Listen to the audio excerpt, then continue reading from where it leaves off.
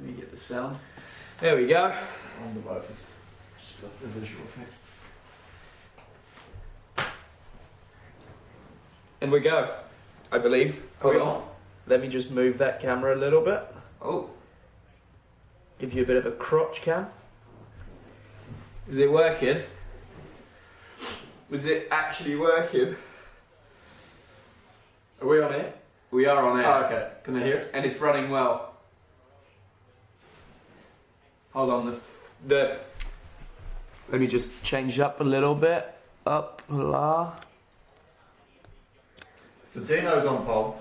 Yeah, there we go. Okay, so I think Dino could be F3's Max Verstappen this year. F3 could be. I think Dino could be F3's Max Verstappen. Really? Yeah. He seemed a bit too good to not. I was quite confused that he didn't graduate. Hold on. Alright, hang on. The stream's fucking working. Okay, we'll take a moment to acknowledge Yeah, we'll take a moment to acknowledge the fact that we've figured out modern technology. Actually, no. I've got a theory. Yep. I believe our content is superior to Sky. Yeah, I also believe that. And so or it's free for a start. Yes, it's free, but I also believe that actually we got hacked yesterday. Probably. Yeah. Because Sky somehow figured out where I live, and so as a result, we've had to move. Yeah. Because I was using my Skybox, so we got hacked. And so yeah. Yeah, I think there's probably going to be a wider conspiracy that will unveil itself in due course. But, exactly. Let me just turn on the old lights. I was going to say it's awfully dark in here. Here we are. Beautiful. There you go. There you go. Sorry, this isn't my gaff. Now we're back to square one. Bro. Now we're good. Good. All right. How did this go yesterday? F3? F3. Bit of a hectic race, the usual, really. Mm-hmm. I forgot who won. Oh yeah, Arvid Lindbergh. Yeah, the Oral B man. Oral B man. As we got a we got There's some, a train here. I think there's a scam train. Somebody's running a train on the group chat. Somebody's run a scam train. So we're on the formation lap here and we're seeing the Premier boys. Yeah, rough day for Premier yesterday. For the F2. Any good in F3? Well, Arvid Lindblad won, so. There you go. Well, you never know with the Red Bulls, do you? You never know actually what team they're driving for. Mm-hmm. I love the fact that my hair is all over the place this morning. Mine's okay. No, you've done alright, right? Actually. Oh, yeah. As we got Tina and Ollie with the subs. Back boys. But yeah, we're on the formation lap here and we're seeing the two Premier cars up front. No, sorry, Luke Browning. Yeah, high-tech. High-tech of Luke Browning and... the brown man. Yeah. Have we moved? Yes, we've moved to a slightly different location. Gone to a Brazilian friend's. She's got better Wi-Fi than. She's got lovely Wi-Fi. Lovely Wi-Fi. I mean, the stream's working, the cameras are working, everything is working. So there you go. Sabine with the tier 1 sub as we're about to get the start rolling. Are we good at it?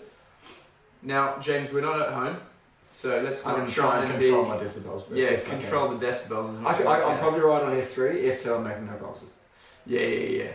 So we're about to get ready to go. The last car's forming up on the grid there. Green flag. Green flag is waving, and it's a 1, and it's Where a 2, Bahrain? and it's a 3, and it's a 4, and it's a 5, and it's Dadoosh, and away we go. Ooh, bad start from Dino. Look, Dino's got a bit of wheel spin. Oh, Browning! and Dino's got an issue. Absolutely. Dino's got an drainage issue. stalls. I reckon he's gone Safety into mode. safety mode. Yeah. Oh, there you go. We resume up the front, and Luke Browning has just been absolutely gifted. A lead by miles, country miles, as we see all the Trident cars there in the background. So, Megatunic with an absolute cracking start from P4 up to P2. And we got the Red Bull car that's defending That's the beginning of its rounds, turn 1. Fornaroli with a bit of a difficult start really for the young man from Italy, as we've got in P4 the Ramos, I believe. Sergio Ramos. Sergio Ramos. in One of the P4. ARTs making a move on a Trident car there. Solid move there from the Is that, number 23. Is that the Dutch fella? I believe it may be, yeah. Good insight there. No, it's I Mansell. say that about. No, was it? It was Christian. Yeah, it was Oh, Christian good on him. Mansell. No, Yeah. was it? No. Yeah. Was it? Yeah, it was indeed. They're not good looking cars, those ARTs. No, they're just a bit too I saw dark. one of Christian's Instagram posts. We probably shouldn't be going into Instagram posts on that one, but the nose it's just a black nose box, and I thought he'd done a wing. Yeah, and he's just having to run that, but no, that's actually what that's the actually livery what is. it looks like. Yeah, Yeah, no, that's it's not a great looking nose box. But It as we resume with Luke Browning up The front, Browning. Go on, Browning. what a nightmare for Dino Beganovic. Yeah, you can't actually start your championship much worse, can you? Pole, Drops Pole. the clutch and No, shits no. itself. Puncture yesterday, Did he? no points, and then on top of that, problemos. That's what they call in the industry a fuck up. Yeah, no. So as we're probably going to tell the chat there, we've got quite a busy schedule today. Yeah, we're full on. The voice box has taken an absolute hammering today. So, We've I've got a backpack full of lozenges. have you? Yeah, no. Do you know what? I've got a bit of a cough coming on. Yellow flag sector one. It's getting a bit messy here. It's Between so, the AIX PHMs. so wait.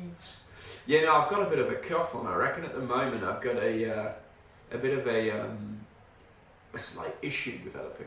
Oh yeah, we're going 3 wide through 4 here. Yeah, no. What can I say? Yeah, 2 wide. How have you been? Bit of oppo. Oh, he's broken suspension, I reckon. Yeah. Oh, he's got a puncture. Looked like a speedway car lifted that front. Yeah, he lifted the front up there and gave it a bit of a wiggle. We've got another yellow flag sector one. I think that's from this car going straight on the old Mary It's Boyer. That may be S2, yeah. Montoya struggling. Yeah, not a great qualifying, unfortunately. As we see a bit of a lock-up going into 10. Very often you see the lock-ups there. Luke Browning not skipping away from it with Meg Turnif right behind him. I think that could be a wise hit on young shoulders, mate. I think he knows it's Bahrain, he knows it's a tyre circuit. He doesn't need to... Oh, what a move from the number 22 of... I really don't know. It's difficult not knowing the driver names there, but... No, I'm gonna suggest to you, mate, that Luke's going for the grower, not a shower technique of just sort of, he doesn't need to fucking bang, pull out a 3-second margin in 2 laps and be like, I'm the next F1. No, you can just build it out. A little bit out. The only problem is the DRS is super powerful around this joint. Fastest lap Dino Beganovic. And he's P27. P27. So he's got out So of he's got out that of safety issue. mode.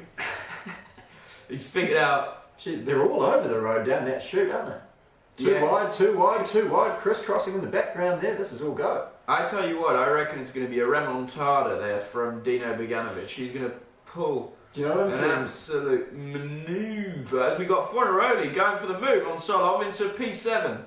Now, Forner was one of the guys with the best tyres on the car yesterday towards the end of the race. Only a 19-lap race, today 22.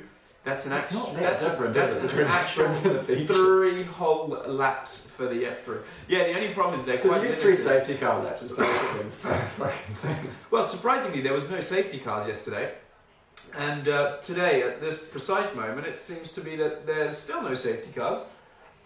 Is that Christian? Christian's still running in P3. Yeah, running P3. Under Christian Mansell's has the weirdest memory of me. And I don't mean to toot my horn and say that I'm a big deal, but I ran into him at the after party in Milan. Yeah. And he rested a lot. I was like, "G'day, mate." He goes, "Where do I know you from?" And I was like, "Probably Screwed Mills or something." He was like, "No." I was like, "Oh, well, that's weird, because that's people." And he goes, "Palmerston North Rotax Challenge 2013. Are you racing that?" And I was like, "That was 11 years ago." But yeah. He came over from Australia and did one of the rounds of the New Zealand Championship. Bloody hell, that's a great memory. I wish I remembered who I was racing against 11 years ago. Elephant Brain Mansell. Elephant Brain Mansell. We've got an onboard of Gabriele Mini. Now, he's supposed to be the one Yeah. who should be destroying absolutely everything. Mini, Browning and Dino Are the 3 if types they're not of top contenders. 3 this year, There's a they've big got some fucking questions to issue. answer. Yeah. Yeah. Yeah, but now looking at the livery cars there, what a beautiful sight to see painted cars. What a beautiful sight to see hype train success and screening meals with no Wi-Fi issue as well. Yeah, no, this is, well, Wi-Fi issues, Sky Sports conspiracy, please. Yeah, true. No, I have a feeling, I got a little text message actually from Martin Brundle yesterday. Oh yeah? Telling me that he was real sorry that obviously the stream didn't go ahead. And I kind of took it as a bit of a cocky move there. It's kind of like when the Prema mechanics apologise to you because you didn't go too well, and you know that it's just because they've been favouring the number one driver. Yeah, exactly. Yeah. And so I took it massively seriously, and I looked into it. And yeah, I still believe that it's quite difficult these days to not be able to get 5G there in Kensington. All the insurance broker in me is very pleased to see that nobody hit Dino there. Yeah, he was going slow. I've got 3 boys in this one. Have you got 3 boys in this one? 3 of 3 guys this year. Good on you. As in PA or? Yeah, PA.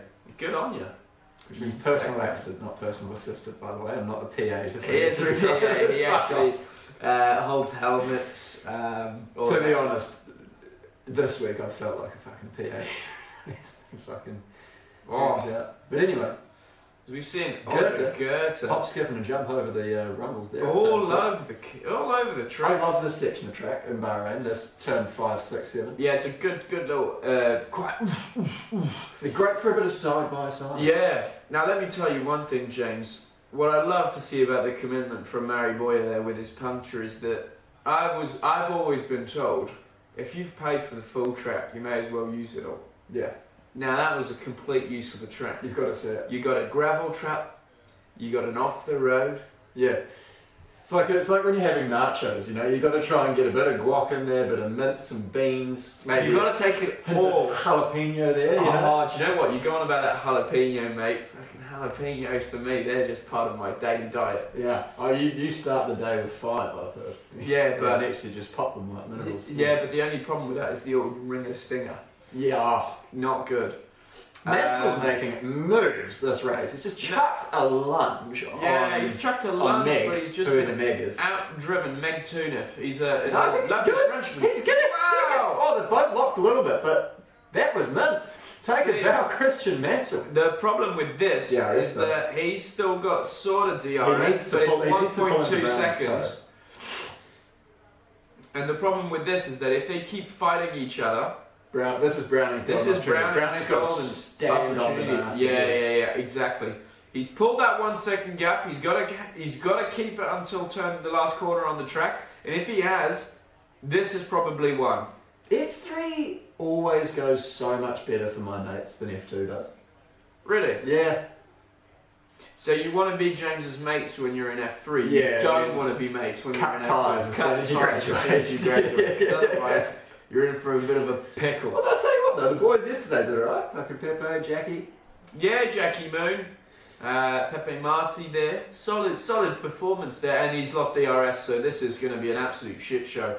I know it's a long time to be tight with him. As we've got Meg Tunif going for it, and a bit of defending there as we see Tim Tramnitz there going for the move on the Trident. And this will be interesting. Actually, it's weird seeing the number 5 Trident I just associate with Gabby. Well, actually, the number 5 Trident used to be my car. Yeah? Yeah. The numero cinque. Numero cinque. As I like to refer it. As the Spanish would say. No. You fucking moron. Gotcha. Got a bite out of it. So we got a live mini radio. So see, now I think this is one of the proper flaws of our commentary. What? It's the fact that we cannot have the volume up and have the commentators due to ruining licensing it issues. due to licensing issues. So the viewers can't actually hear the radio messages, nor can we. But they're probably watching this along at home on their telly, so they can probably just whack up the old volley As soon as they've seen the radio. And then they just turn Alex Brundle back down again. And it turns out that do you know what? I don't want to say anything bad about the old commentary there from Sky, but it's how can I explain it? They're great fellas. They're nice guys. Alex Brundle is no, he's no Martin. He's I find him quite similar.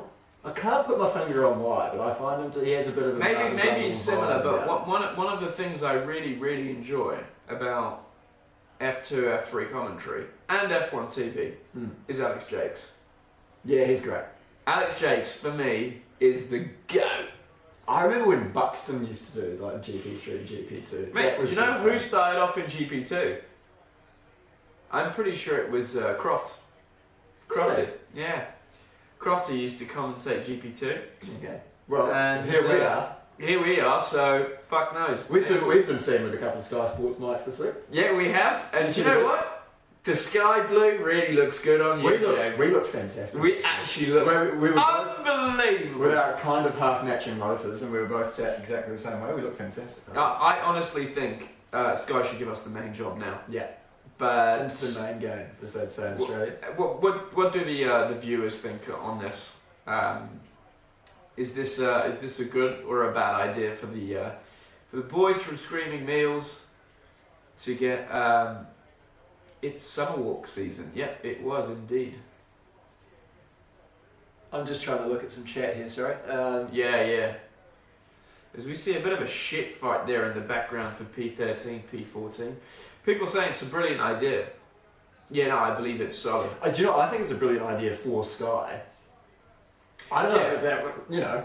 I think, honestly, Screaming Meal Sports would... I'm kind of happy with to be the boss of our own enterprise, to be honest, mate. You know, let's take this thing to the moon. Let's not detach from the wagon, you know.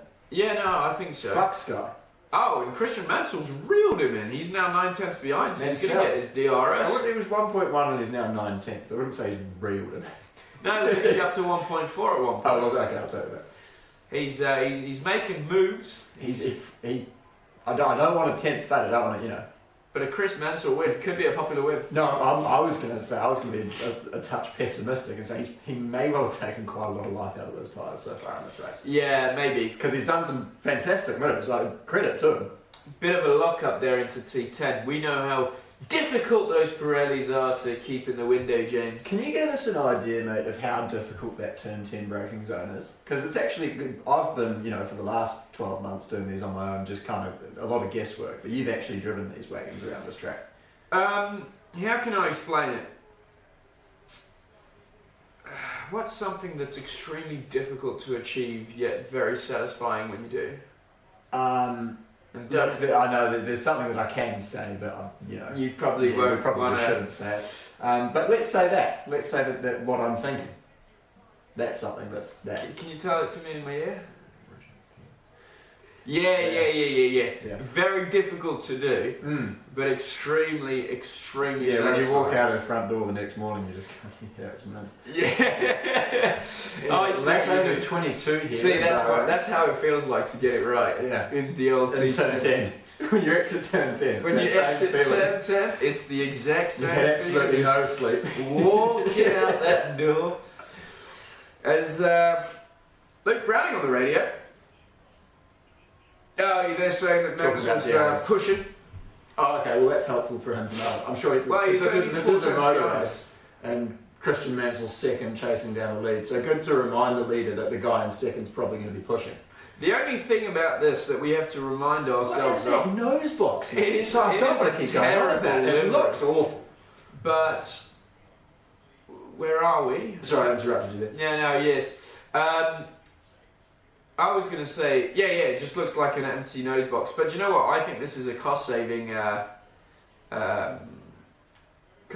thing. Exercise. Yeah. I reckon they've gone a bit touch and go with the old cost cap there for the Formula 3s last year. On the stickers. And I think the stickers were a bit of an added cost that... I mean, you never would have experienced this running with the factory Tony Kart team in Italy, but quite often in the local races in New Zealand, we'll just run the black nose cone, no stickers on it. No stickers on the nose cone? No need to dirty up the stickers for the big events, just hip on the black side pods and run into some cunts. I see what you mean, black pod. As we see Luke Browning's keeping that lead over Christian Mansell. Now let's not forget the one thing that we've got with Mansell and P2 and pushing very hard to catch up back to Browning to get that DRS is the thing that he's burning up those tyres. And then secondly, he's following, which is hard to do around Bahrain. Hard on the front. It's hard on the fronts, it's hard on the rears, it's just hard on everything. It's actually almost quite a Dixon-esque drive so far from Browning. He's just not taking everything out of the car, but he's just keeping him where he needs him. He's doing a bit of this. And I think when he needs the pace, he's got it up his sleeve. Beganovic up to P21. That's actually pretty impressive. There's no significant gaps anywhere in the field, pretty much, at this precise point. Okay, this is our new piece of fun. Yeah. Alright, hedge your bets in the chat now, folks. Where's Dino going to finish? We've got how many laps to go? We've got nine about 15? 12, 13 laps to go, maybe 14 laps to go. So we see him make a move on one car and go straight for the next one. That's that Prema for you. That is definitely a fast car. As we've got him overtaking another two. Yeah. A little bit earlier. When Armstrong stalled in. A lot of P17, P13, P14. Nah. I reckon higher too. To be honest. 12 to go. 12 to go. No, it's 13 because you count the last lap too, James. 13 to go. Yeah. No, I think more. I think he could even be in the top 10. Oh, I think top 10 is possible. Yeah. No, definitely. I'd almost say the top 10 is probable. P9 there. How about we start a little sort of side betting business there, James? Okay, so what if? What are the odds then? P1. P1, we're giving it to you 500 to 1 odds. P11, 10 to 1.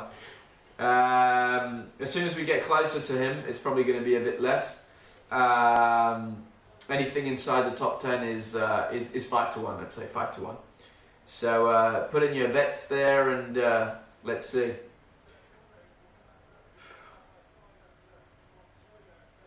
Well, there you go. This has gone real quiet. I'm sorry, I was actually just trying to figure out how CRC is sponsoring Sebastian Montoya. Who is CRC? It's a sort of industrial automotive cleaning products company. Oh. Very popular in Australia and New Zealand, which is why I'm surprised to see it on the side of a Spanish driver's car. He's not Spanish. Is he? Mary Boy. Oh, Mary Boyer. Yeah. I thought you said Montoya. I think I probably could have done, actually, to be honest. Yeah. Sebastian Montoya right now in P18. Also odd to see him Colombia. Having a bit of a struggle race. I mean, he started from the back, so definitely not the easiest place to start. As we see Beganovic already making up his way from P21 to P20, having recovered quite a significant gap to the cars that were in front of him. Definitely the fastest man on track. Looks like Mansour's sort of in that DRS zone to protect himself, but he hasn't really made any inroads there on Browning. Browning just really taking it easy. There's also, you expose yourself, don't you, if you're Christian Mansell, if you go for it now, whereas he's kind of in that spot, he can just go, alright, well, let's see if I'm still here with 5 to go, and then we put the move on, Whereas if he starts tussling now, they could both fall victim to the pack behind. Yeah, I see. Good thinking, James. Thanks, mate. As we got, honestly, apart from this gaggle of cars there in the top 10, the most prominent, let's say, cars there. Oh no. Is that a tactic? Definitely. Yeah, I have not seen any smoke.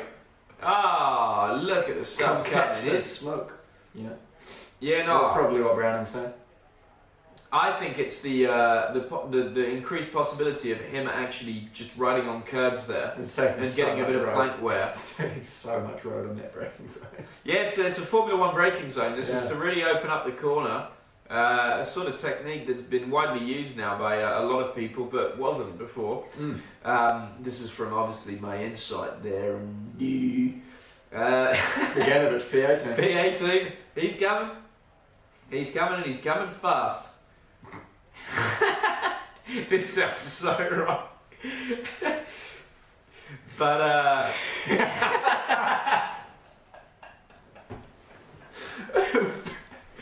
lap 11 of 22, half race distance. Half race distance there, and Screaming Meals alumni Luke Browning still leads the way. Do you know what I am extremely proud of, James? Our Screaming Meals of guests? Yes. Yeah. And the fact that none of them have been cancelled and they've all still have a career. We did have that one guest that we didn't release the episode. Yeah. But no, absolutely not. I mean, the two guys we've had on most recently. Yeah, that's what I mean. Like, in terms of our content, I believe it's become very PR friendly. There's that. And I think that it comes with results. We've seen it a lot. We've seen Lawson He came on screening meals, next thing you know, Formula 1. Yeah. Gabby came on screening meals, next thing you know, poles at F2. Yeah. Browning comes on screening meals, next thing you know, leading the feature race. Yeah, exactly.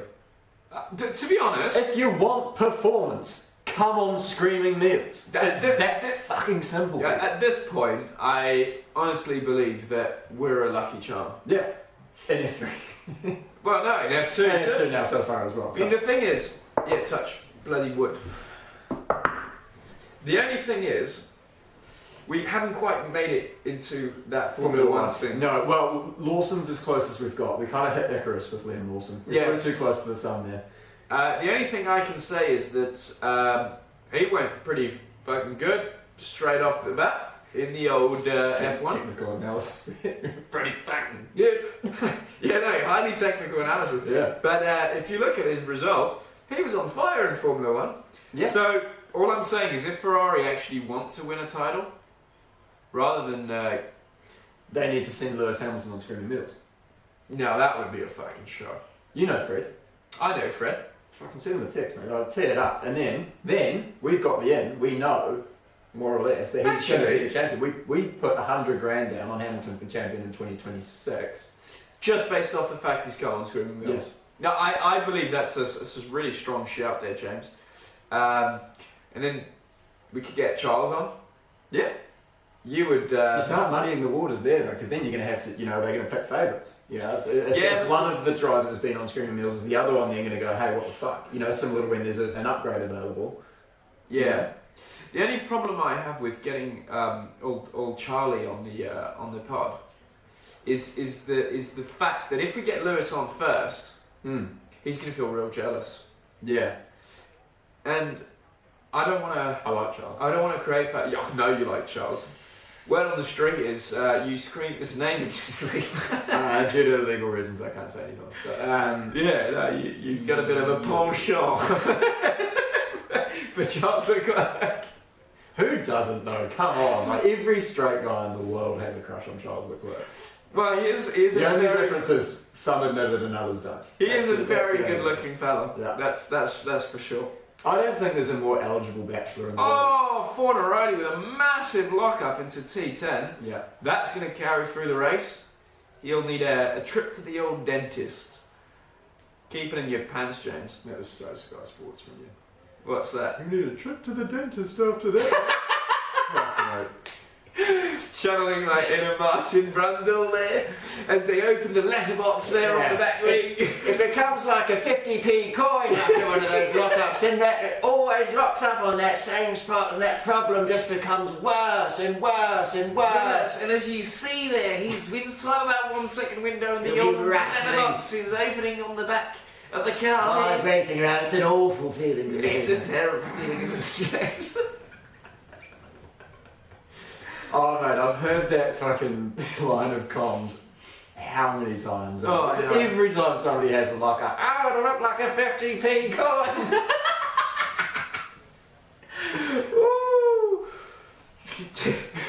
Safe to say Martin won't be on the pod anytime soon. I reckon we could actually get him on and give him brand new content. Mansour's got no straight line, eh? Well, I don't know if he's just got no straight line or if He's just biting. he's just biding his time, or he's just using it to stay in the zone. Maybe he's not looking for a win. Mate, the laps tick by slowly in F3. Yeah, it's a long old race, isn't it? Nothing has really happened apart from Bogdanovic just flying back up the field there. How many backbones we got in this thing? We've got about a couple hundred backbones. Oh, We've got Cat with the tier 1 stop. Oh, cheers, Cat. There you go. Cheers, Cat. What's going on here? So, nothing. Well, James, what'd you have for food last night? Is it a Jimmy Neesham reference? No. I've got to show you this now. No. Hold on, What let's I have focus for on the last stream there. It's a radio Hodaki thing. Oh, really? Yeah. We got the number 6 there, Ramos going off the track. Buck Wild there. Maybe a slight lock-up. Sends you a little bit away. Oh, as the rain started to fall here in central London. What did I have for food last night? I had a girl dinner last night. You had a girl. What? I had a girl dinner last night. I had a Cliff Bar. What's Cliff Bar? The Cliff Bar, like a, you know, in America, like when you've got the hospitality and there's like the Nature Valley bars and all that kind of shit. Yeah. Cliff Bar. Okay. Yeah, that's what I had. Oh, nice. What did you have? So I was, as some of you may know, I've been out of the car for a little while, and in the old couple 3 weeks, I wasn't able to do any sort of training. I wouldn't say I put on a bit of weight, but haven't been able to be in the gym per se. Yeah. So in order to cut the old calories there, I've how can I explain it?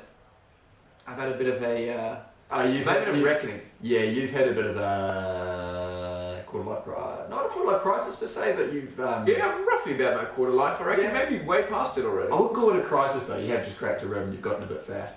Well, yeah, kind of. And so I went on the old... I made a good purchase. A Huel. If you've been listening to Diary of a CEO. And so I had a bit of a Huel drink for my dinner. That's right, I remember you saying. Because obviously the big thing about Huel is that it's only 400 calories. We do sound like a couple of schoolgirls, don't we? Having a Huel drink for dinner and a protein bar. And so the thing is, with my Huel... Is it a hard H or is it a silent H? I think it's a You. Is it not you? You?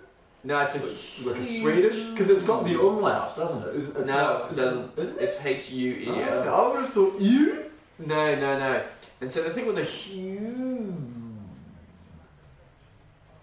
You what's the thing with it? It's got only 400 calories, so That's by quite the good. time I got to 10 p.m, I was a bit hungry. You weren't in bed by 10 p.m. Oh no. Oh, mate. What are you doing with your life? Oh, okay. A little bit of What's going on flicker there? on there in the back. It seems like some... engine methane? Nah. I Exhaust? reckon that's some sort of... Cloth. Cloth, yes. And... yes, so I had my Huel at about 7 p.m. And then at 10 p.m, I was hungry. So I had a burger. Yeah, okay. So, right. So, diets... move! a move! Sorry, I thought that was on Mansell, so I got half excited to... But no, it's not that relevant. It's Ollie Gert. It's the scraps over P10. As Bogdanovic is now in P16, he is coming back up the field there. I reckon Okay, I reckon top 10 might have been ambitious from us, but definitely... P14 because he's got 5 seconds to catch up afterwards, which might be quite difficult in the limited amount of time there. Unless he's really kept his tyres in. Or there could be some dedugery. There could be some dedugery. This has been a very uneventful race so far for an F3. Yeah, No safety cars. the sandy ones tend to be a little bit procession-y. Yeah. Because there's just so much space. They've got like, oh, here's a desert. Let's build a racetrack. Oh, should we make it narrow? Why would we do that? We've got an entire desert. And so you end up with circuits like this, and it's all just a bit... What's There's your, not a lot to what's your take. feeling on the old colours there? The old colour scheme there on the circuit. It's The okay. blues, the It was, sort of tell you what, light it's a blues. shit sight better than it used to be back in like the 2010, 11, 12 era. Do you know what I have a slight feeling about night races? Yeah? The only night race which arguably is a night race Mm. was from right at the beginning is Singapore. Singapore, yeah. I've been to Vegas. Mm. It's not particularly the nicest and most picturesque town ever, is it? The Strip's No. okay, but it's not really the most... I see what you mean. The rest of Vegas is a dump. Yeah. Exactly. Bahrain is in the middle of nowhere. There isn't much around. Let's face it, Saudi is Saudi. not built around the track. We could say a lot about Saudi, but it's best we don't. And what can I say? I actually believe that one of the reasons they do night races is because it makes the track look unbelievable. Yeah. It is more of a spectacle, isn't it? It's more of a spectacle. And that's because what Formula One is now. It's a spectacle. It's Yes, not a it's sport. a show. Yeah. Show. It's a TV show. It's not a sport. Yeah. But I feel like I can do that with endurance. WEC is the next big sport. Yeah, I genuinely, mate, I actually think it WEC is a all of the big old sport. all of the conferences and shit that I attend, Biggest talking point is probably the amount of manufacturer money going into endurance racing and how the fans are now kind of switching over to that. Now a lot of their favourite drivers haven't been able to get into F1 from the lower formulas, and now they're going, well, bugger F1, I'd rather watch, Something that's interesting. So it's, the drivers moving over to endurance are bringing the crowds, and the money is bringing the drivers. So it's a healthy time for endurance racing, mate. No, good. A bit of genuine chat from us. I think it was actually quite good. Yeah. What's your stance on FE? I think there's definitely a place for it. I think it's got a time limit on it of about 5 to 8 years. Yeah. But similar to how we've recently seen that Ganassi's pulled out of Extreme E. Have they? Yeah. Oh. Reason being that they believe the future is in hydrogen, and they're correct. So eventually it's going to have to become Formula Hydrogen or whatever that may look like. So Formula E will have to die a death because electric vehicles are fucking horrific for the environment. And that's where it'll end. Yeah, I believe that hydrogen's the way forward too. Yeah. I myself have invested in a couple of Ponzi schemes there. Yeah, I've invested in thousands of Ponzi schemes over these. But yeah. 18 of 22, 4 to go. Dino runs P15. He is coming back up. He's got a bit of a gap. So a 1.7 second. And then now. 3 Yeah, seconds he's got- to the yeah, car yeah. in front. But I reckon he might get a couple more. He could get a pair more. oh, one more round before we can start to turn the screw. It does seem like Luke Browning has kept it in his back pocket there, and oh, this is going to be interesting. Yeah. Let's see if he can pull out a gap. He's played it quiet all night. Just had a couple of sodas in the corner. 2 a.m.'s rolled around. Bang. Business time for Luke Browning. Business time for Luke Browning. He's just about to take a double shot of tequila and get himself going. Yeah. He's taking it easy. He's Christian's locking. and Christian's locking right It's now. not a He's bad. made the It's not a bad apex lock, there. It's not as bad, right, when you lock there because there's not actually that much weight on that wheel. There isn't a huge amount of weight, but James, any lock-up's a lock-up, and the problem with those tyres is really the fact that They're like a 50p coin, aren't they? Yeah. Once you lock them once. if you lock them once, you keep locking them, and it's just no good. No. The FE's licensed for another 10 years, indeed, chat. It's got another 10 years left. I think it's a bit more. I think it's Well, I mean, 2039. the license might be 10 years. Let's see how long the money lasts. Yeah, no, that's a different story. Yeah. A lot of manufacturers actually pulling out of Formula E, quite understandably realising that the audiences really haven't grown in the past few years, No. and on top of that, I think Here's the that- thing, right? Formula E is good for one thing and one thing only, and that's racecraft. Yeah, it's one of the best sports to watch in terms of motorsports. 100%, so much more fun to watch than Formula One. Absolutely. Shorter race, a shit show. I've said it before. When the cars touch, they don't suddenly explode. I genuinely believe the talent pool in F1. Oh, what a move Nice from move. Travnitz there. And he's actually kicked a bit of wheel spin on the exit of the corner. It seems to be that the Tridents really are starting to struggle for tyres there. Gabriele Mini hasn't made the impact that I thought he would. I'm not going to lie to you. Being a second-year driver right now, there's Browning in front, up ahead, second year. And Mansell, second year. Travnitz is a rookie. Meg Tunif is a rookie. Ramos a rookie. And you really haven't seen Mini reel him in quite that much. We have seen it before though, in particularly Formula 2, Formula 3 championships, where the Middle Eastern ones and then Australia are kind of a bit weird, and then the championship kind of finds its norm in Europe. Well, I think that the key thing that we can't forget, James, is the fact that all of these rookies have done a 3-day test. Yes. And it does help quite significantly if you know the track that you're racing on, and especially coming as a rookie, that you've done laps around that place, you have done long runs, you have done quali runs. It just makes it a lot easier for that first round. But then the moment you tick into the later rounds, like you said, going back to Europe, but even Australia, I think, you tend to find that Returns to normality. Yeah. Prema will be praying for that right now in their Formula 2 garage. Yeah, for sure. Very, very difficult. As we see Fornaroli, I think we'll see the classic 50p. That's ugly. That's ugly. That is a hard lockup. Excuse me for saying hard. Yeah, it's very hard. That is hard as, man. What would you, yeah, actually, we were talking about Formula E just before. I wanted to bring up a point. I've said it before. I genuinely believe that the talent pool in Formula E is greater than Formula One. As a whole, you could probably say I think it's on a similar level because Yes. I think that the best guys in F1 are the best of all round. Correct. But I do it's a believe conversation. that, But it's a conversation. and I also think that the grid is much more even. In Formula One, you've got some very, very strong drivers, and maybe some drivers that have won some things over the years, but their dip in form or something like this means Yeah. that they're not quite Showing their potential. showing their potential. When in Formula E, I think everybody's It's more or less a one-make championship for the most part. it's a one-make championship, and on top of that, everybody's got more or less the same level. Yellow flag, sector 1. Ooh, could this There you be? go. On lap 2. Oh, and a lovely dummy there, Move. sold by the number 9 MP. Who's that? It's Dunn. Alex Alex Dunn. Dunn. Yeah, oh, that was a beauty. Alex Dunn. You don't need to defend it that hard, mate. Well, you know, Nikola Tsolov loves a he dive is bomb. rogue, isn't he? Yes. He loves a dive bomb, the old Nikola. I met him when he was 15 years old. Quite a ladies' man these days. Yeah, I've heard. Go on. I've heard. Yeah. Put it this way, if you slide into his DMs, he may answer. You're definitely going to get a message back. But what a move there! As we see a move in the background. Oh, your that's classic tangle. That's a clumsy one. That's a clumsy one. Now, this is very weird because I believe this may be the first weekend in the history of Formula 3 that there hasn't been a single safety car. Yeah, it's rare. Yeah.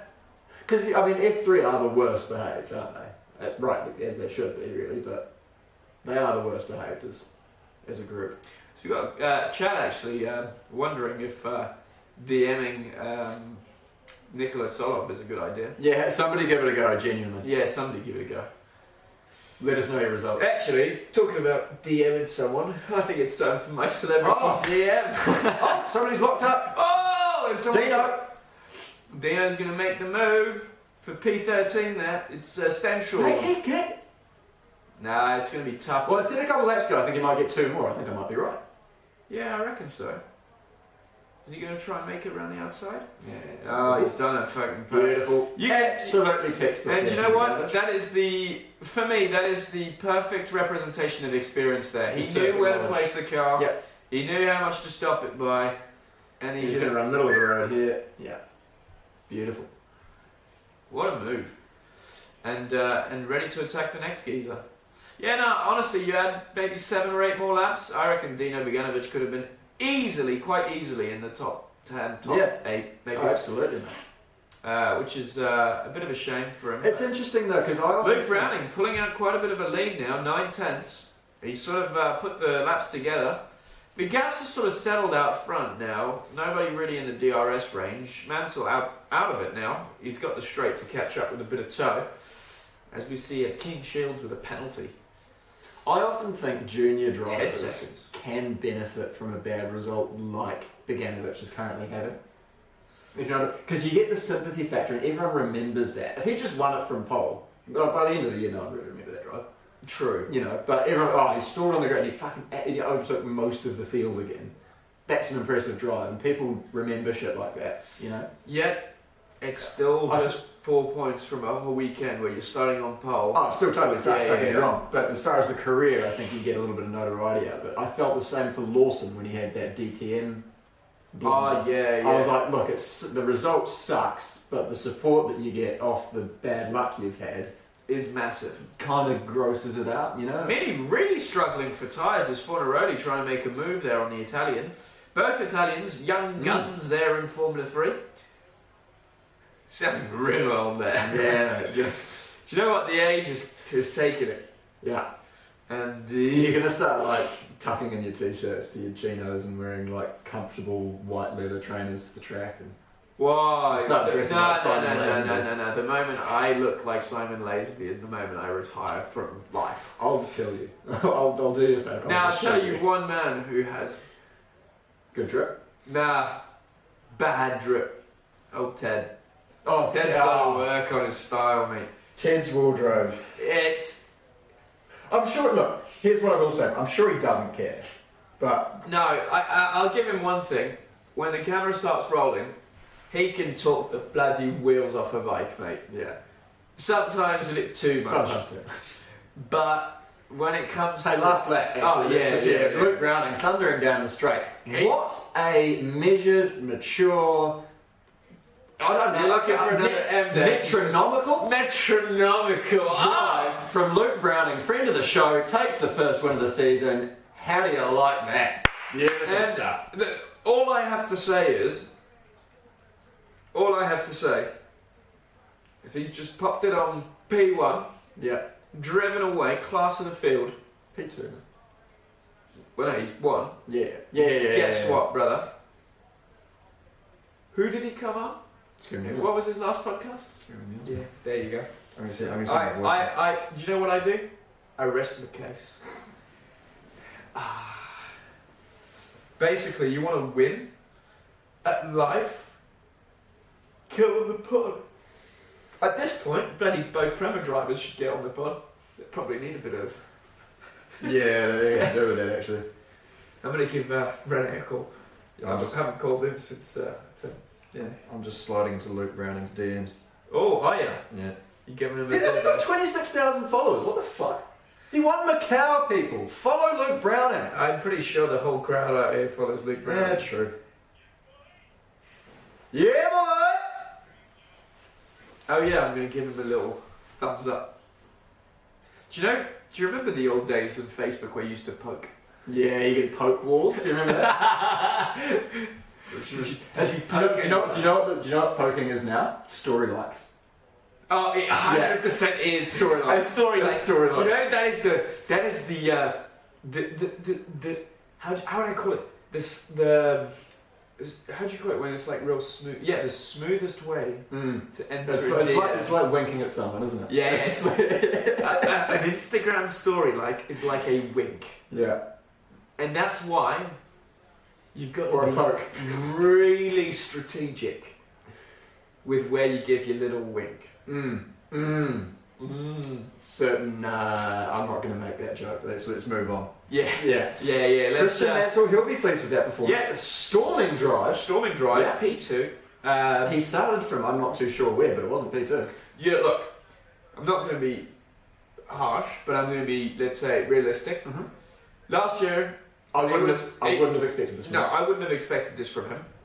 He made a lot of dive bombs, a lot of rushed manoeuvres, Yep. and that sometimes created incidents, sometimes didn't. Ooh. We got a stopper on the track. Sophia Flash stopped on track. That's asking somebody for a lift. I believe she Oh, forgot she to enter the pit overran lane. the pit lane. Yeah. That's a shocker. But heading back to Chris Mansell, very measured. And I think he credit where it's due to the Formula Regional Oceania Championship, where I believe Christian's been driving down there at TRS. Yeah. Yeah, he's been doing a few races with wins and poles and stuff. He's been keeping on form in a single-seater car. I think that's a really good ad for Formula 3 drivers out there for the TRS Championship. Yeah, now for Formula sure. Regional Oceania. For sure, because I think it's probably one of Yeah, the Luke only- Browning. Yeah, go on, Son, son. yeah. Give it. Yeah. He's chuffed, isn't he? Yeah, What good a- boy. Do you know what? I'm happy for him, but that is a terrible stilo. Yeah, it's not a good lid. We're It's going to just- have to address that, Luke. That's not a good lid. No, the lid looks fine, but just the stilo. Yeah. I don't want to be harsh, but You can get around a stilo with really good paint, but the paint's fine, but it needs to be better. no, but you got your bells, your air eyes, your shoe berth even Yep. before your stilo. As we see, that's Mansell there. Speaking of lids, actually, to be fair, how good is Armstrong's new one? See, I think it's not that good. I love it. Really? I think it's fucking grouse. Yeah. I just think it's lacking a bit of lines. Lions? Lions or lines? Lines. Okay. There's like bits where it's like really a lot of shit going on, and bits where there's nothing. It's just white or whatever colour he's chosen. What are you talking about? His new lid. The Kimmy one? Yeah. There's no white on it. There's just bits where there's nothing. Alright. IndyCar's hard though, because like you're buried in that thing. You can barely see. Yeah, you can barely see the lid. To be honest, I think he's saving on a bit of weight. Maybe just painting the areas which just can running be seen. running the F1 livery approach to his helmet. Yeah. Well, do you know what? Once again, the most fun and cool looking cars on the racetrack. Probably the loudest too, the Formula 3s. Probably louder than Formula 1. Yeah, for sure. And guess what? Some of the best racing. They all paint it. Bloody hell, he's running a bit of a beard there, old Christian. Yeah. Hey, we'll give you a top 10, then we'll sign off until F2. We'll take a quick break. It's Luke Browning, Christian Mansell, and Tim Tammit's your top 3. Then it's that guy. Then it's some guy from France who I can't pronounce. Sammy Megtuna. Santiago Ramos. Gabby Mini. Fornaroli. Arvin Lindblad. Alex Dune. And Oli Goethe. Round out your top 10. And then a bit of Nikola Tsolov there. No points for the Bulgarian. Beganovic ended up P13. That's just storm and dry. That's pretty hot. Yeah, that's pretty hot. That's pretty hot. Martinius Stanshorn, Lawrence Van Hopen, Charlie Verd, Sebastian Montoya, Bedrin, Zagazeta, and I'm not even going to try and pronounce that because I'm going to pronounce it wrong. Yeah, no chance. In P20. Hey, thanks everyone for tuning into that. I'm glad to see it's actually gone quite well. Yeah, no, it's actually done pretty well. It's been 51 minutes. Hindenburg went quite well. When does the F2 start? Good question. It's like 10:20 or something. 10:20. We'll keep the stream running if you want to stay on here. Oh yeah, we can just do like the we'll waiting screen. Just waiting. Yeah. And then basically just let us know. But we'll be back on when the F2 kicks in. Yeah, we'll see you in a sec. Yeah, basically just 15-20 minutes just to get a bit of water. Maybe we could keep it going for another 5 minutes just to chat some more shit. Okay, sure. Hey, James, how's life? Good back. We are doing a lot of streaming today. We're doing F3, F2 and F1. We're going to have a lot of time for How's Life. Actually, we'll probably have more time for How's Life. F1 is going to be a 3-hour podcast, essentially, because there's not going to be anything to talk about. No. Max Verstappen's going to drive away with this. What can I say? The usual. Life's alright, mate. I'm busy as shit. Just dealing with it. Yeah. What does everyone think of the terracotta? I reckon it's very 80s, eh? I've gone very 80s today. I've actually got one of John Blair's old Burberry jackets as well. Back when they actually made stuff that lasted for 20 years. Yeah. Excuse me, 40 years. We're old, innit? I'm so fucking old, mate. Clem's Wine Corner when? Pretty soon, actually. Should we film on this week? I believe, yes. We're going to change it slightly. Yeah. A little bit more informational, per se. We should probably do, at some point this week, just a sort of quick, State of the Union kind of stream Q&A kind of thing, just to give the backbones a feel for what they can expect over the next 12 months. Yeah, I reckon so. Because there's been, there's been speculation.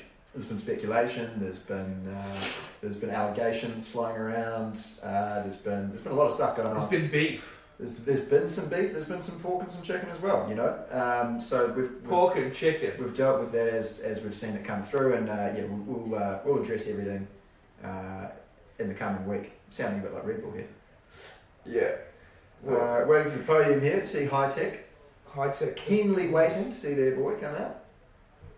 I'm actually going to go and have a water and a walk around, mate, until we do the F2. So where are you going walking? Thanks. I'm just going to stand up and stretch my lumbar out. Oh, I see what you mean. All right, chap. Well, we'll see you in how would I call it? A few 20 minutes, maybe something like that. See you in a bit.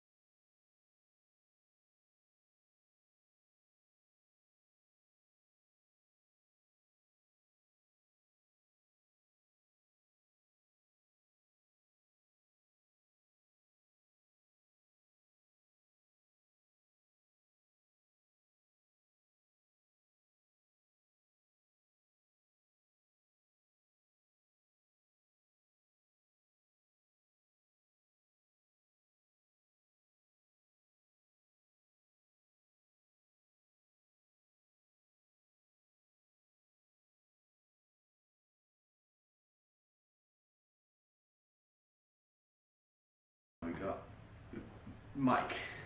There we go, we're back. Who's Mike? No. Shut up. You're such a fucking dick.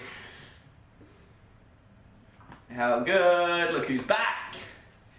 Backbones. How's it going, everybody? We're back. We're back. Yeah, we're back. We're waiting for the F2 race to start. Should be pretty soon.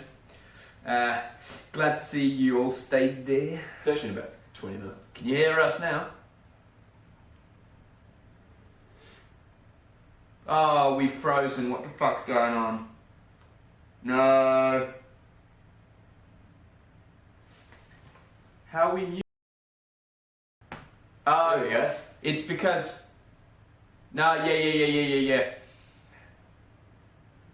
It's because I think that there's a bit of a delay on the stream, and so they couldn't quite hear us. Ah, okay. I think. Is it resolved? I don't. Hold on, let me think. I guess the only way we know is if we keep talking. Back streets back again. Now, Kiss? No. Oh. Is it something else?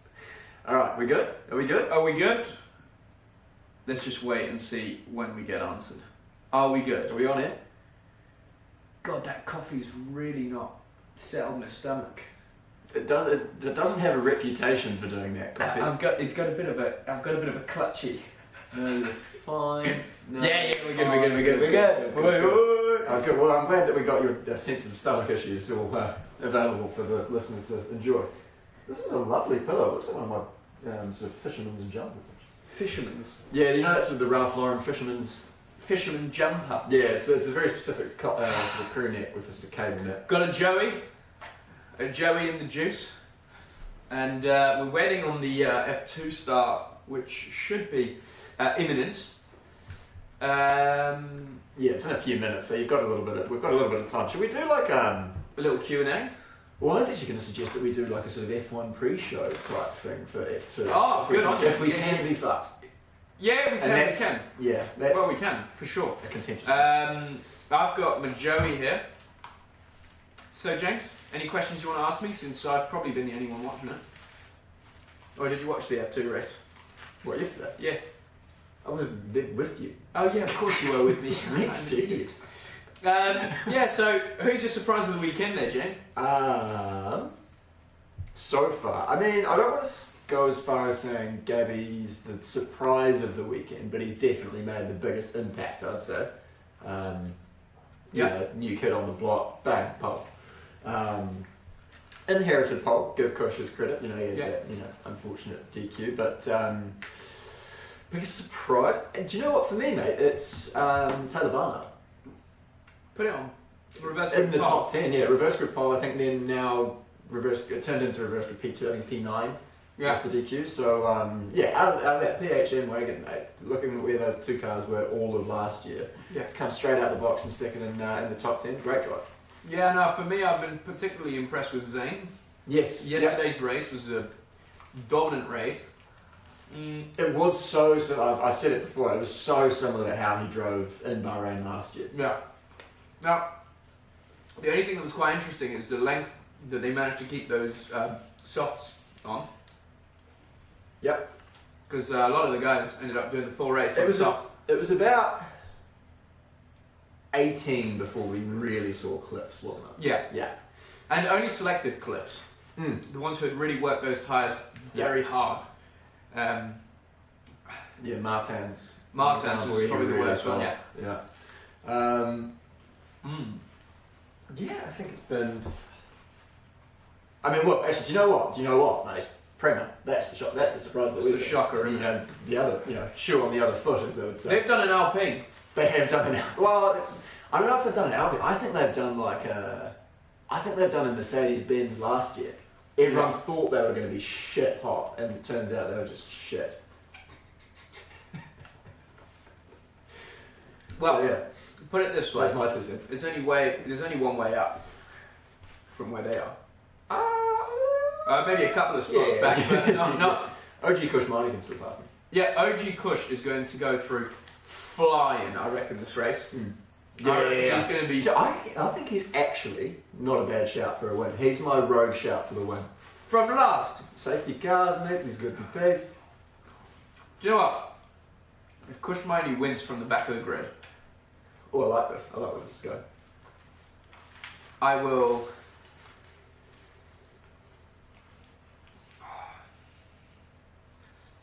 I think if Kushmani wins from the back of the grid, you do the F1 stream topless. Not right now. Oh yeah, in your current state. Not in my current state. The rig's not looking up to scratch.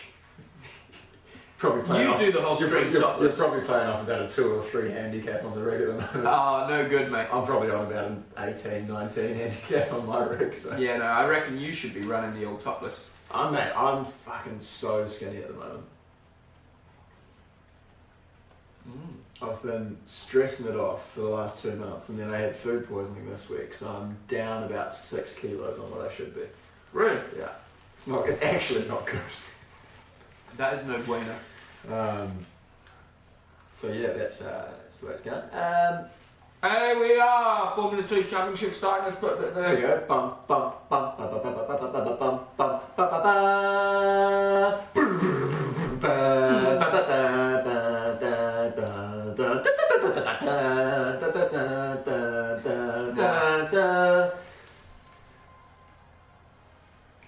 Oh, Slapped, mate. you sounded like the F2 engine on the brakes then. Yeah. Ollie with the tier 1 sub. Oop, oop. Thanks, Ollie. Is that Ollie Pulisic? Oh, Holly. Holly, not Ollie. James, people really like your glasses. Thank you. Mont Blanc. Mont Blanc. Mont Blanc. Not as dear as you might think. 120 quid for the frames, and then Specsavers for the lenses. Good on you, Yeah. Jacko. Oh, we've seen some of the replays there of Yesterday's Miami. events. Jacques Lunet. Oh, actually, that's an update for regular viewers of the show. Jack Crawford last year, aka as Jackie Moon. Now that he's moved to a French team, it will be referred to as Jacques Lunet. Jacques Lunet. We've lost, just going through the nicknames recap, we've lost Frederick Vesti, of course, he's moved out of the category, so no more Scooby Dooby Doo. We've got no more Jackadaka, aka Jack Doohan. Have we got any other nicknames? We've still got Patrick Swayze. Patrick Swayze is going strong as well. For new viewers, Dennis Hauger is aka as Patrick Swayze because he looks exactly the same. Dirty Dancing. Yeah, Dirty Den. Then, is there any other nicknames in the fic? Dirty Den, that's another good one. Oh, Dirty Den. Dirty Den, we know why as well. We won't say for Marcus's benefit, but Dirty Den. Dirty Dennis. Here we go. Alright, so we're getting a look at the track here, the 3 sectors. Clem, do you want to walk us through it, mate, seeing as you've driven it? Sorry, Sector 1, a very long straight, top speed 308.3. Huge braking zone, great overtaking opportunity. The difficult on the traction zone between 2 and 3. 4's a great corner. That we're live, so. Here we are live. No, but I'm going to throw it up on the old Instagram there. Ah, Patrick Swayze. Oh, heavens. Geez, that's a rapid charger. What are we on now? 25. Wow, good on you. So people are watching our stream at the Bahrain circuit. Battery Voltas! It's Battery Voltas! It's at the circuit! Battery Watching Voltas. Screaming Wheels live, how good. Well, Shout out to Battery Voltas. You're a backbone! As you see Isaac Hadjar there in his wagon. Oh fuck, the Crusaders lost. How the fuck did we lose 37-24 to the fucking Waratahs? What is Wankaraya? Yeah. Oh, there's Wankaraya. Oh, it's not really a nickname. What the fuck is Wankaraya? Wankaraya. Oh! Wankaraya. Wankaraya. Wankaraya. Yeah, we still got Wank. I thought that was a twist on Raya. No. Wankaraya. Steady down that path, mate. No, we don't call him Wankaraya because he understandably doesn't like it. So we Wankaraya. So yeah, Oh, Patrick Swayze lining up fourth, you know. Oh, yeah, go through the grid, mate. Zane Maloney with a lot of pace. Gabby Bortoletto, though, on pole for his first race. And you know what? What a fucking backbone. Then we got Ritomo Miyato in P5, Japanese driver, coming, I believe, from Super Formula. Zach O'Sullivan P6, Enzo Fittipaldi P7, and Victor the Blaster Martin in P8. Taylor Barnard with a terrible, unfortunate event to his race yesterday, P9. Jack Lunet, P10. Josep Maria Marti, P11, and I forgot P12. Juan Correa in P30. Followed closely by Rafael Gomez, P14. Franco Colapinto and Richard Bashaw on the 8th row of the grid. Kimi Antonelli and Behrman, P18 and P17. A bit of a struggle streak for the Premers, and the grid is rounded off by Kush Miney. Unfortunate end to, well, not even end. Outcome to his qualifying. Yeah. I'm just here to help you with your English. Is that what? Yeah, pretty much. I think you are here for my my English. So we may be a little bit back on the old string there because I'm running it off the old Sky Go iPad, just to let you know. Oh yeah, they're just leaving for the formation lap now. They're just leaving the formation lap now. If you want to sync up. Gabby Bortoletto there with a bit of a wheel spin, but you want to lay down that rubber on the grid spot there to get a proper drive off the line. What can I say? Felipe Dragovic there watching from the pit wall. There you go, you boy. Give us a fucking shaker, mate. Yeah, go on in, brother. Felipe looking hot in them Oakleys. He's really leaning into the wraparound Oakleys, isn't he? Yeah, mate, he's going hard out. Maybe we just send him a pair of Mont Blancs. A Mont Blanc, yeah, I reckon he could channel his inner James Blair. I don't know if he'd suit these. I reckon he'd rock him. He You know need what to change his outfit first. It makes you look like Donnie from The Wolf of Wall Street. Yeah. Yeah, huge. One of my favourite movie quotes of all time from Johnny. You know what else? You dress like shit. Fuck you. You know what else? You dress like shit. So fuck you. As we see Gabby Bortoletto there with his insights into starting off pole. He had a mega race yesterday. Yeah. He was proper P10 to P6. P10 to P6, and probably the one with the best tyres at the end of the race. So really managed to understand how to get those tyres in the right window. Yeah, no, amazing from him. I hope he's going to do a mega job because he deserves it. Look at him with his little smile. He's cutie, isn't he? He's a cutie. He's a cutie. Yeah. He's a cutie, starting from pole, and he's on the medium, on the hards, I believe, when everybody around him is on the soft. So banking on an early... He's going to be like a one-armed swimmer in the first part of this race. I believe so. Let's just see if he's not on the... If it wasn't my eyes deceiving me. I'm kind of excited to see what comes from the Premers, but I don't know if I'm getting my hopes up for no reason, you know? They may be going backwards. Yeah. No, let me just have a look at those tyres. Sure. He may be on the softs, actually. Dave's done a good job on the... No, he's on the hards. So they've gone really alternate with the leader, which is interesting because he's probably going to have a shit start as a result if everybody around him is... Oh, no. He knows... No, everybody's on the...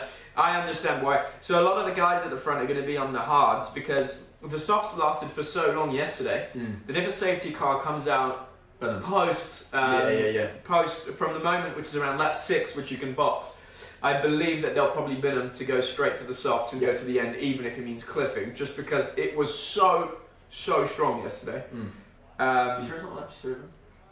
Lap 7 maybe, it depends, end of lap 6 or beginning of lap 7, depending on that. As we see Jackadaka there on the pit wall, having a gander at the old cars. Not interested in waving the cameras there. No, he looked at that chick. Fuck off. Yeah, he gave it a bit of a death stare there. Oh, we've got a spin. So no. Stop getting it away. We're still lining up on the grid. Shh. There's Snack Brown. Snack Brown. Sorry, no, there's a squirrel that lives outside my parents' house that I've called Snack Brown. Oh, good on him. It's quite fun. Old Snack Brown. As the safety cars lined up, the medical cars lined up at the back, and the green flag is waving, and it's a 1. Ignore the chat. It's a 2. It's a 3. It's a 4. It's a 5, and it's a... God, it's a long hole. It's a really long hole. Here we go. Oh, wheel spin for... It's a shocking start. It's the hard tide. Well, Maloney's on the softs though, so Interesting start from Maloney to be probably the only one in the lead. Oh, no! Not good. That's suboptimal. Oh, fuck! That little, is his wing stayed intact? I think he's got a end plate that's gone off. Fuck!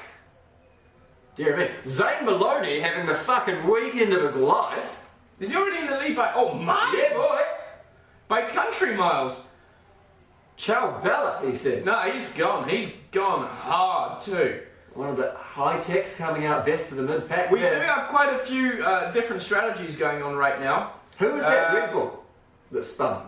Because we got another soft tyre runner going down the outside, or trying to go around the outside of Gabby Bortoletto here. I think he might struggle, yeah. He's going to struggle. No, it's not Hajar. Oh, and it's a lock up from Gabby. This has gone so been a poorly dream to start for the moment. But I think he can settle and recover. I think he can settle. We've got and recover. Victor Mines on board here. I can't tell what position he's in because obviously I don't think they're not providing that. They're not providing that information just quite yet. Still a yellow flag in sector 1. And he's P12. This has been a struggle for Mighty Victor. up to P16 here, folks. He is on it. He is on it. Safety car, full safety car. And So Behrman, Hajar, and Fittipaldi have stopped at T1. So I believe Hajar was the one that got turned around by Gabby. what the fuck is Ben? Oh, he's just what? How is he just? How the fuck has he got there? So he's just started. Because they're only halfway around the lap. He must have had an issue. He must have come in on the formation lap. You can imagine that the radio message there is completely very clear and concise and well thought out from Isaac Hatcher. Well, looking at the hand movements. Oh no, Enzo's out. And Enzo's out, unfortunately. No, I like Enzo, he's a great one. Yeah, he's a top geezer. Great client. Looking a little bit annoyed, which is totally understandable when you're taken out or not able to at least have a go. Have a go, really. That's the problem about turn 1 incidents. But yeah, that front wing doesn't look great on Okay, so Bortoletto, massive from Pepe Marti, Aaron, and to more extent up 6 spots to P5 and P6. So- Jacques Lunet is up 3 into P7. Yeah, I think that you're probably going to tell that these. There's obviously quite a few places in Heritage. Your former teammate Roman Stanek up 7 spots. Yeah, I think you'll find that a lot of the people that are probably making quite a lot of moves are on the soft tyres. Now let's look at the replay here. So yeah, just not a good start. Wheel spin. Yeah, just Maloney with an absolute rocket and just makes on the the perfect soft. decision with On the his car as soft, well. really. He's just popped it in the perfect position. He's Beautiful kept it on the placement. track as well when he's made that move. And Bortoletto's just, he's just locked. Gone straight and locked. See, the problem with those hard compound tyres, and especially when you've got guys around you starting on the softs, is that your sense of grip is completely different to theirs. And if you break when they break, And if you break when they break, Yeah. you're in for a lot of trouble. a rude awakening. Exactly. But yeah, look, he's kept it on the track. He's not overtaken off the track, and Maloney's just taken the perfect start. Perfect start. And this perfect safety start. car is helping him because as long as it doesn't last past lap 6, none of those hard tyre runners are going to be able to box on the safety car. Yeah, and it doesn't look like a 6-lap safety car. All that it's doing to him is extending his stint on the softs. It was Hajar who got turned around. It was indeed, yeah, no, it was Hajar. He had a good start actually, pretty good launch considering he's on the hards there. Maloney doing a tremendous job. And that's the problem with this corner, it's that it's so tight and Enzo had nowhere to go. Thank you Bortoletto, thank you very much from Isaac Hajar. To be fair, Isaac, you've taken out plenty of people in your time, Yeah, so I you can think- fucking park those comments, son. I think, obviously as a rookie it's quite difficult to Isaac to judge Hajar's ruined more races than has been arranged probably. than Liberty F1. Yeah, I wouldn't go that far, but yeah, no. Victor so lucky not to run into the side of Isaac there. Yeah, but we know that from Victor. Cat-like reflexes. Mate, unbelievable. Monaco last year. No matter what people say about that Monaco thing, from what I understood, he was given the radio message to keep pushing because he needed to Delta. close that gap to the Delta, and wow, I mean. Those kind of reflexes at that speed. Most donkeys would have taken that bloke out, but Victor's sharp. Luckily. Sharp and one of the sharpest on the grid. And no, it was as traumatizing as it was to watch. Yeah. It was cat-like reflexes. You wouldn't have wanted many other people behind that wheel. No. No. Anyway, so getting a a good view of the Hadjar's slamming his hands. I wonder if he might On the require head. some kind of Ricardo-style injury doing that. You wouldn't want to do that too much, and he's got given Italian, he's given the Italian. Oh, and he's fuming. Mate, just calm yourself down, alright? You're on TV. That's the thing. And He's as the we big see, man with his Ollie Prema. Behrman's got a struggle streak for Ollie Behrman. Something's going wrong. I don't think it's unfair to say Prema's shat the bed this weekend. Well, they really have, and the problem about it. Oh, he stalled. That's why. Oh, and he stalled again.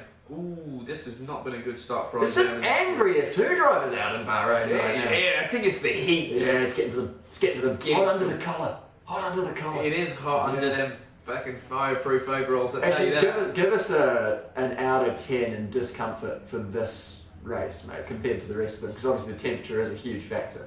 Well, it really depends. It is a very annoying race in the sense that it is very warm.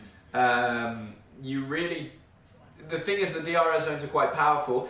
The thing is, it's quite difficult to compare last year to this year, because last year's car is physical. Yeah. I believe that this car is a little bit easier to drive.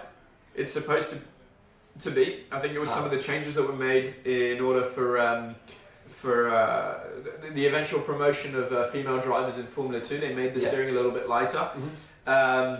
So I don't know if there's actually much change. Yeah, because it was an extremely difficult car to turn.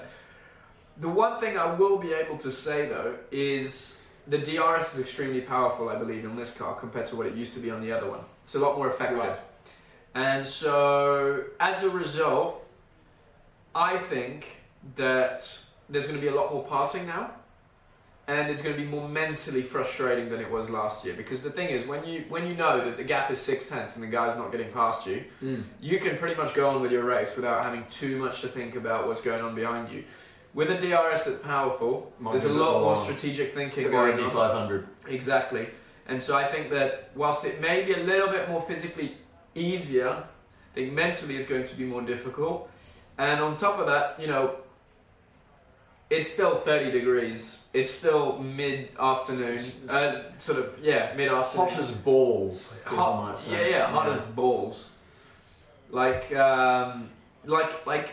picture yourself in the fires of Mount Doom. Oh, That's kind of what being under those overalls. yeah. And feels unfortunately, actually, for those who did put in a request for some electric guitar ditties, I don't actually have it with me today. We've had to move location, so I won't be able to give you a rendition of the Shire on my sweet axe. Although I've heard that Bortoletto penalty plus 10 seconds. Yeah. It was to be expected. Unfortunately, he's made a mistake at turn 1. He does not look like he's got his end plate on the left-hand side of the wing anymore. He's going to need another safety car, realistically, isn't he? Well, I honestly don't think that that's actually going to hurt his downforce that much, because the front wing is still intact. Now, bad news for the financiers of that car is that they've changed the car this year so that you can no longer break the front wing and it's not an entire nose box. That's now a €35,000 incident. I believe that the end plates are still separate, but yes, I do agree that the costs per se of Formula 2 have increased substantially from last year. Which is strange. You'd think progression would be seen as making it cheaper, but I don't know. What do I know? I'm just an insurance broker. Getting another replay of the start, because to be honest, that's all we had to look at. For now, not much else has been going on in this race. So shame for Hadjar to be turned around and really a passenger from that point on, and it's a shame as well for the young man from Brazil, Enzo Fittipaldi. Just couldn't go anywhere. Obviously, fuming. Yep, that is race over. Accurate statement of the F Enzo Fittipaldi. Okay, so it looks like we're about to get going away again. Yep. Zane Maloney backs up the pack. And I think this has played perfectly into his hands, because he's just been, driving around. Oh, he's He's taken got a rookie behind good him. restart. Yeah. And he's got that soft tyre, which is just going to work so much better around that last corner. And push it. Who's in P2? I believe this is Zach O'Sullivan in P2. And that's the problem with the hard tyres. They're very, very difficult to get up to temperature, as we've got Bortoletto already. Looks like a game of snake happening down the back straight there. That is a game of snake. Street wide. As we got a move, and that's a good stop there from Pepe Marti, who really took the stopped it properly. As we got some smoke in the background there, and Bevan's already made a spot. Antonelli in P16, Juan Correa P14. Oh, here we go. See. Some moves there. Pepe looking frosty. Pepe's he's looking fast because I think he's on them softs, and as you can tell, he's already making moves. Good. She's through on Swayze. He's put Swayze a bit wide there in T6 and then into T7. Swayze can't do much there on those hard tyres. He's now got Bordelito behind him, which is a little bit of a relief. Potentially. Let's see, I don't believe that wind might not be slowing him down too much. I don't think it is, and I think actually, surprisingly, Bortoletto. Jacques Lunet! Jacques Lunet. Beautiful sneaky move on Bordelito there. I believe he's on the soft, yeah. That traction looks good. What a move. What a move! He's channeled his inner Fernando Alonso. And that's a mature move from Jacques Lunet. I don't think you would have seen him get that braking right this time. No. Jacques Lunet has been on it. As we see, Kushmaini actually progressively making his way round. He's in P17, I believe. Yeah. Yeah, and another Prema making a bit of progress there. It looks like. It seems to me that yes, Ollie Ben. Running quite wide there on the track. How many sponsors has Dave got on board this year? He's got a few. He's done a good job. Yeah, he's done a good job. I don't think he's paid for much of his racing. What rental group does? I think they probably rent cars, James, not what you're thinking. As we've got a good shot there of Crawford right behind Jacques Lunet, right tucked up. Jacques Lunet is having an absolute he doesn't need to put a move on here, he just needs to put him under pressure. He's just put him under pressure there. He's made him dive early. Braked out of the toe, get that air on the front wing. He's made him dive early as well, which is very nice, and he's going to get him on the way to T4 probably. Does he have DRS? I believe that DRS should be enabled. Yes, it is. And he's just going to make a full-on move around the outside. You're on the soft tyres, buddy. There is no comparison. He's probably given him a bit too much space there. He's gone way too hard into that T4. Courteous. Jacques Lunet, very nice of him to give. I've never seen someone give someone that much road. Now he's given him some room. Jacques Lunet really looking for a nice exit here. Line. Good exit. Maybe he's shaping up for the same move he put on Bortoletto. Yep, that's possible. He's trying to do a Fernando Alonso, and he is going to do a Fernando Alonso. Two gorgeous moves in a row from Jacques Lunet! And Zane Maloney's just done a fastest lap, and he's absolutely off into the distance. No talking about that. He's smoking them. Yeah. I mean, Zane Maloney winning both races right now. Boom. Would be, I think, one of the... That's one of the biggest dick moves you could probably do. Well, I believe that actually in the history I don't mean dick of move, Formula 2... a big dick move, not a big dick move, I think in the history of Formula 2, only a couple of drivers have actually managed to win both feature and sprint. Lewis, Dragovic, someone did it last year. Behrman. In Baku. There will be a few. I think maybe Hulkenberg. Maybe in the past, yes. Yeah. I know that none of the guys from sort of the Prema Leclerc era, Leclerc didn't do it, and I don't believe that George did either. No, it's it is a rare feat. 7 of how many? 32. I thought it said 52. Yeah, no, we're not quite on the F1 calendar, anyways. But as we got, I forgot his name. Miata. Making an absolute manoeuvre, or trying to make a manoeuvre there on Bortoletto. Pepe Marti looking around the outside of his... Do you know what? Who's done an absolute cracking race for the moment? It's O'Sullivan, because if you look at the distance, he is 5 seconds in front of Jack Crawford. Yeah. He is the first runner on that hard tyre, and he's put himself in a really good position not to fight too much as those soft runners are coming back towards him. It's a curious point to bring up as he's being overtaken, but a good point nonetheless. No, because if you look right now, obviously Crawford and I think the cars behind are going to be a bit quicker, but that 6-second gap to the car behind is really going to allow him to bring in those tyres nice and slowly in. He's going to be able to extend that run. He's leading on his strategy, which means that the moment he boxes, he may have a gap to be able to just reel the front guys in.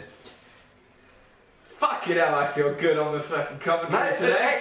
I think the product's improved tenfold with your involvement. I don't mean that as derogatory to me. We see friend of the show, Juan Correa. Juan Correa in the pits. Issues. It seems to be probably an engine issue as they've plugged the computer in.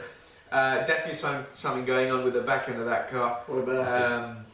that I don't believe he can do much about, unfortunately. Borderletto still certainly hasn't let go of the rear end of Patrick Swayze. Well, Patrick there. Swayze and Bibi are, how can I call it, stuck together, put it that way, bumper to bumper, as you could say. You could say that. And yeah, no, close. The two runners there on the alternate strategy is you've got quite a lot of cars, a gaggle of cars behind them on the let's say the more conventional strategies. Bortoletto's shaping up for a move. Looks to the outside. And it looks like he's made it, unless Swayze's just done an absolute dive bomb. He's going to try and get this. Swayze. He's done. No. With DRS, he's. Oh no, because Swayze was behind obviously at the line. So yeah, no. Bortoletto does not have the DRS because the detection point is actually in the middle of the braking zone at T1, which means if you are shaping up for a move and you are in front of that braking zone, unfortunately you don't get that double bubble of DRS. How about this guy? Hey mate, I'm good on the sticks, ain't I? Ooh. Yeah, we're almost losing the comedy aspect of it. I'm not mad about it. Yeah, I am. What'd you have for breakfast? Cigarette and a panic attack. Oh, yeah, good. Did you take some paracetamol to sort of help out with the old... Settle my heart rate down. Settle your heart rate there? Yeah. Do you know what? Nothing settles the heart rate more than a beezy at 9 a.m. I'm knocked up. You're knocked up on the old... For sure, putting a nice little move. Nice little lunge there on the... Veteran of the category. Veteran now. 4 years. Yeah. 4 years. He is turning into the new Roy Nissany. But do you know what? He's actually won a race, so he can. Roy 2. Roy 2, has he? Roy 2.0? No, Roy 2. Roy. I was going to say, Roy Nissany's won a race. That's news to me. Grammatical faux pas there. Are we still going to Long Beach? The viewers are asking. Yeah, I think so. We haven't booked flights or accommodation. We've booked nothing. We're going to book everything last minute as per usual because the organisation at Screwed Nails is top notch. Minimum efficiency, maximum costs. That's how we operate here. What's the other one? Minimum stress, maximum satisfaction. I've never had that. Bortoletto gets it done around the outside. No, minimum effort, maximum satisfaction. There you go. That's a. It's a line from Gino De Campo. That's the one. As Bortoletto has finally made the move there on Patrick Swayze. He's run wide. Great at T4. I think he's going to hold on to it. Good. That's not good for the tyres, but we've got better than Lockingham. Lockingham sounds like an area of England. Well. Lockingham is not good. Have you been to Lockingham? No, I haven't. No, you don't want to go to the shuttle. Is it? Yeah. Oh, and those fronts do you know what? Let's not forget as well that this race is happening a lot earlier than yesterday. So, as much as we saw those stops lasting for a very long period of time yesterday, it was a lot cooler than it is now. And you can see on the front of Bashore's car, they're quite significantly green. Maloney has fucked off. Like, he has. Yes, but it's only been 9 laps and O'Sullivan's actually not lost that much time compared to Maloney. I know, but I mean compared to, the field per se. And, yeah. And we've only really had about 4 laps of green flag. No, that's true. By the way, anybody wants a Joey the Juice, go get yourself an Iron Man. Oh, is that what you were asking? Yeah. I was curious as to why you asked for an Iron Man. Lap 9 If you boys come to Melbourne, Jason Hoyt will grace the lads with an appearance on the pod. Can you get that in writing? Can you get that in writing? If you can get that in writing, I'm on a plane. I'm on the fucking plane too. Because Melbourne was a cracking race. There's so many backbones in There were so many backbones in Melbourne. It was so good to have them right next to the cars too. Do you reckon you get like lots of flights? Just a last minute trip to Melbourne? Fuck yeah. Fuck it. I'm going to message Huggy. Yo. If he can get us tickets to go watch Melbourne, I could probably get F2 pit lane tickets. Yeah. Could this be all go?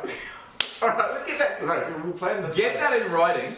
10 of 32 if you're just joining us. Honestly, if I can meet Jason Hoyt, I'd travel to fucking Ukraine, mate. I don't even know. Do you know where I would go? I'd go to the moon for Jason Hoyt. Yeah.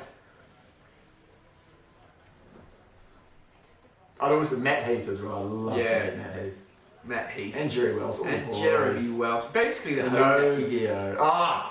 The whole of I'm Hodak. getting excited. I'm getting too excited. I'm a little flustered. All right, 10 of 32 for just joining us. We're looking out the back of Dennis Hauger. Option cars aren't as quick as we expected. Obviously, that's coming from Miney's radio engineer, which is exactly what I was telling you. I believe that, unfortunately, one of the main reasons and the troubles with these tyres is the heat. Quite a lot of front and graining. Hot heat. Hot heat. It's been raining. So, James, who's your pick for hottest F2 driver at the moment? I mean, Dennis is he's still standing Patrick really Swayze strong, man. looks I was good. actually talking about how hot Dennis is last night with Ali, my lovely partner. Yeah, Your lovely partner. he came up in conversation. Juan's pretty hot, man. Cheesy Clunge Hunter. What? That's actually a name. Oh God. ACC plus Screaming Hills crossover for Aussie GP would be insane. Goodness gracious me. That is a hard name. You really. But yeah, You got me on the heels there with cheesy Clunge Hunter. but we've got ACC plus Screaming Wheels crossover for the Aussie GP would be on for sure. Do you know what? That would be my dream. I would chop off a hand just to have. That would be like pleasure. Make-A-Wish. We could actually apply for some Make-A-Wish funding on that because that is my actual dream. Yeah. An well, ACC Screaming Meals crossover is my one true. Yeah. Oh, your passion. let's return to the race, mate. Because I can't think of them with these kind of opportunities. We've got Richard Bashaw trying to put a move on Patrick Swayze, the hottest man in the paddock. Yes, no, yeah, we were talking about that. So Victor Martin still. I proposed to some of the viewers actually at one point last year who's hotter between Martins and Swayze. An abundance of votes coming through for Swayze, mate. I almost felt silly. My personal opinion, I think they're on par, but To be honest, when you look at Victor, he's very symmetrical. He's a Greek Adonis. He is fucking stacked, mate. Yeah, I'm just sort of looking through the list here. Pepe Marti's got that kind of boy band kind of hotness. Sort of One Direction kind of. A bit young for me, but Yeah. and a bit male as well. But we've got. Who else have we got? I mean, Victor Martin's down in P9. I don't want to be harsh, but we don't have that many we're looking at 8s and above here. Which these are F2 drivers, not models. Let's remember. But still, I think Hauger's held onto the title for me. Yeah, you reckon Hauger? Yeah. Good on him. Let us know in the comments what you guys think. We got a couple for Franco Colapinto there. Yeah, a lot of support for the Argentinian drivers. A lot of support, We've yeah. seen that from the IndyCar comments last year. But yeah, no, grouse. All right. Tell you what, Your old wagon's got a run on Miata here. my old wagon. Is that your old wagon or It Rogan's old is wagon? my old wagon, I believe. Yeah. Well, technically, it's actually a completely different No, it's car. a But completely different yeah. But Patrick Swayze is just trying to keep Miata. Oh, Miata's gone past for He's sure. done well there. Miata's, I think, has he held him off? Is he on the hards or is he on the softs? He looks pretty hard to me. No, he's soft. He is soft. Okay, well, if you look hard when you're soft, then you're doing fucking something right. Lap 12 of 32, if you're just joining us. He's really kept those softs on, like as if they were hards. No, I believe it may be hard. But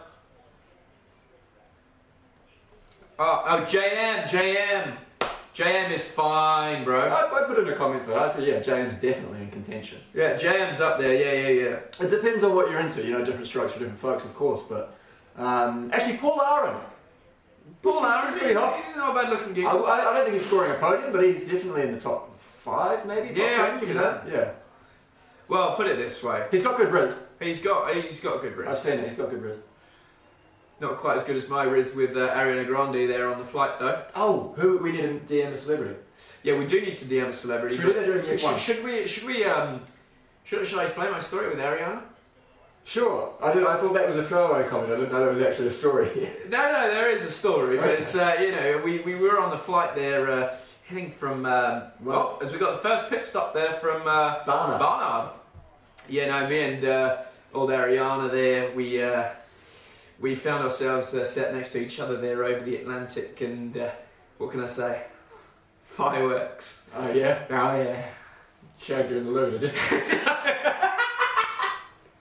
I put on my best riz there. Oh, you're good.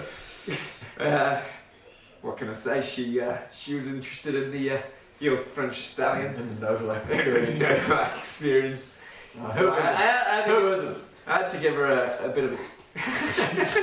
I'm gonna have to distance myself from the story. I had to give her a put down here. I didn't want to. No. You don't want the limelight. See, the problem is, it's not. It is the limelight. You could quickly find yourself in a Pete Davidson situation. Exactly, Yeah. and I don't want all the attention from my big Pete.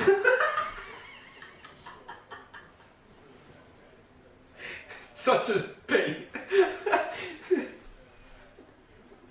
13 of 32. Barnard's so far the only one to stop. Expecting a few of those soft runners are sort of clinging on to that performance. We haven't seen any major cliffs yet, but seeing a few marbles be flipped up here. Swayze holding off Miata. But yeah, no, fireworks. Yeah, absolutely, mate.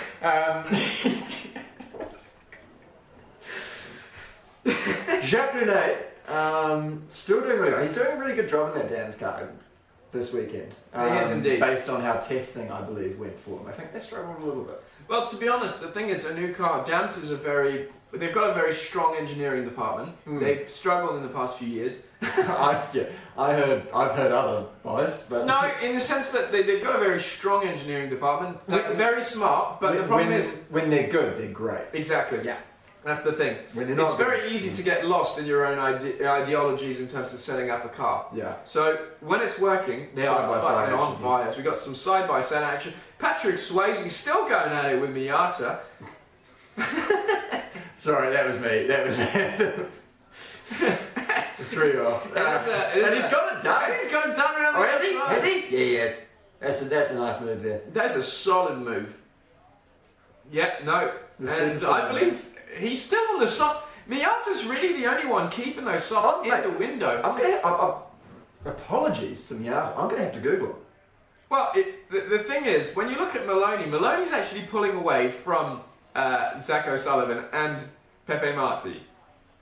It is 14 laps into the race. We're close to half race distance. He is on the soft. I believe that looking at this performance, the only two cars that are making up position still on softs right now are the Carlins.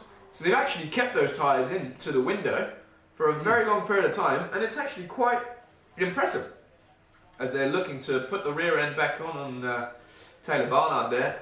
Must have been a bit of an issue there with the rear tyre, not fixed on properly. That's a shame because old Barney was looking pretty strong this weekend.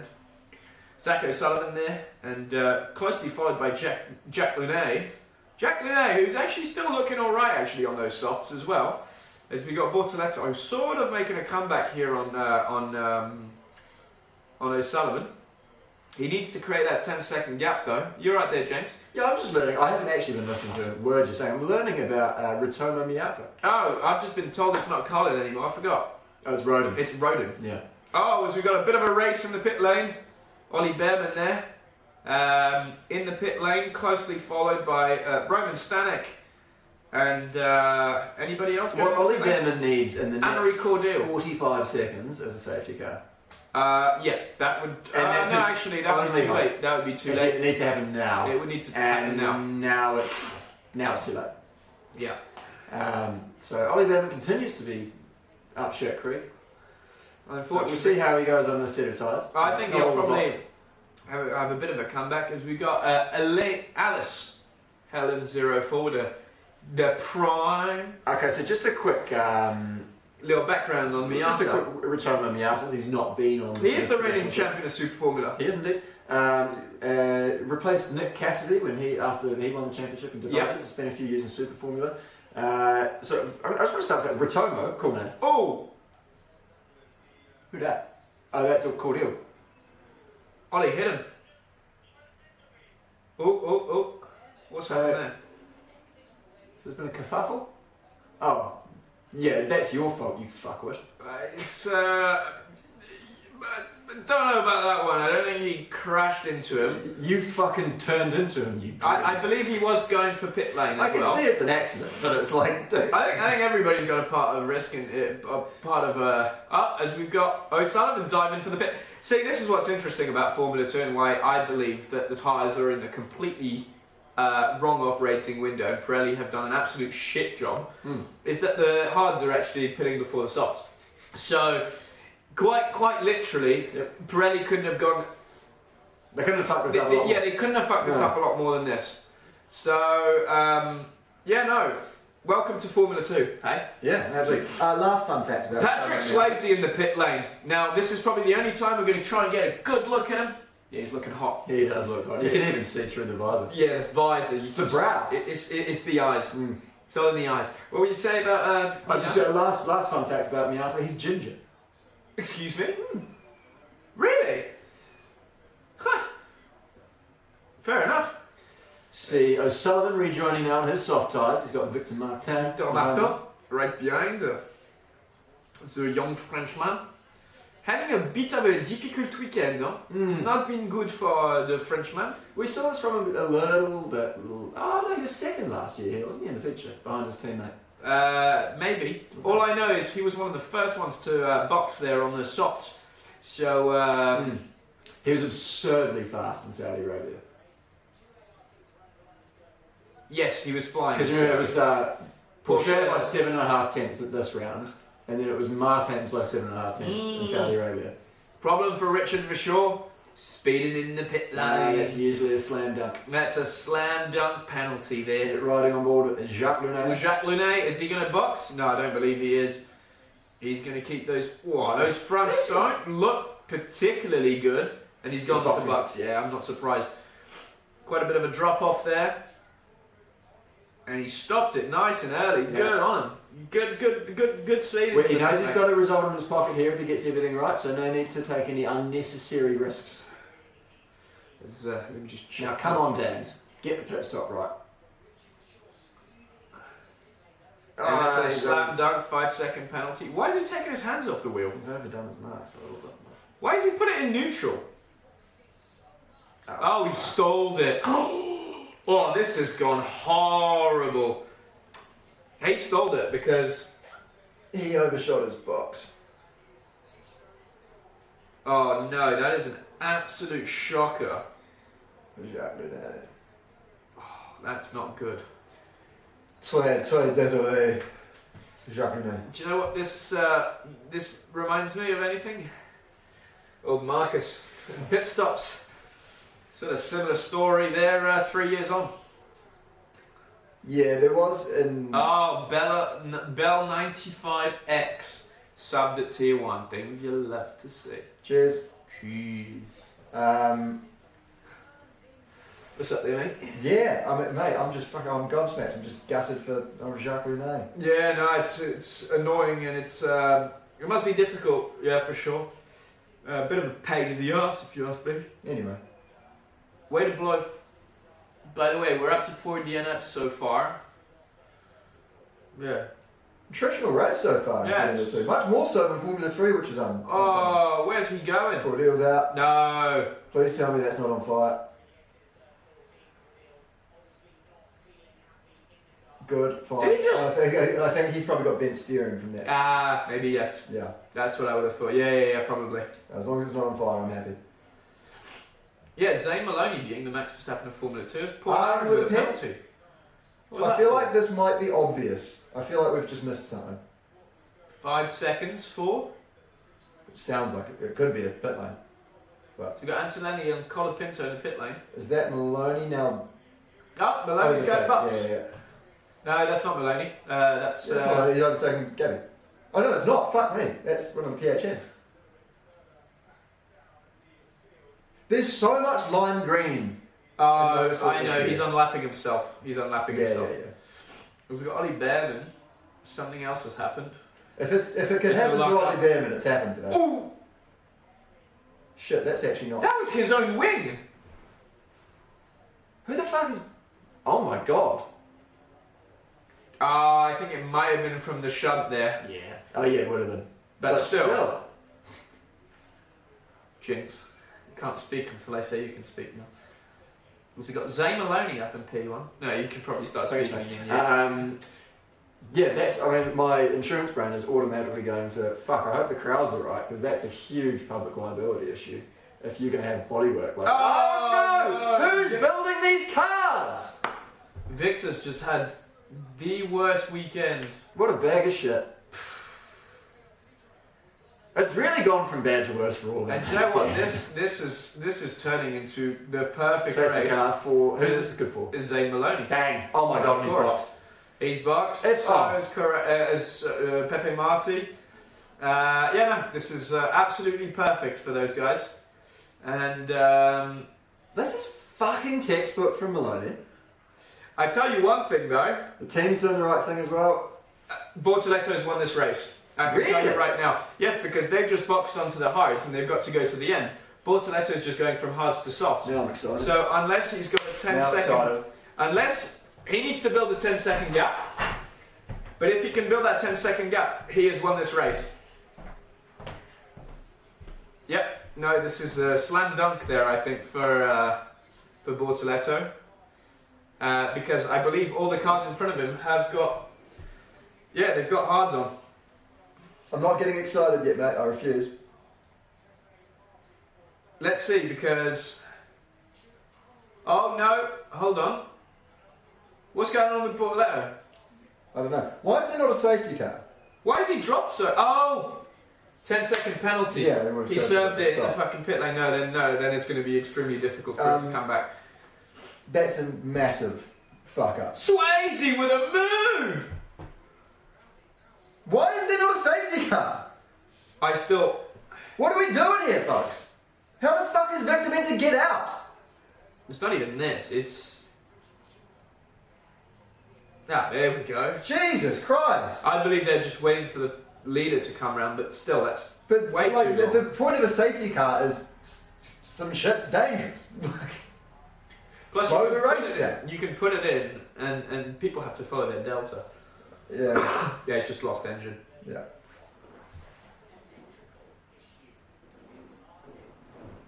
Oh wait, so the engine was still running, but he had no dash. Who does the looms? It's all Mechachrome, isn't it? Oh, yes. Yeah. Jesus Christ. Fucking what a shame for Victor.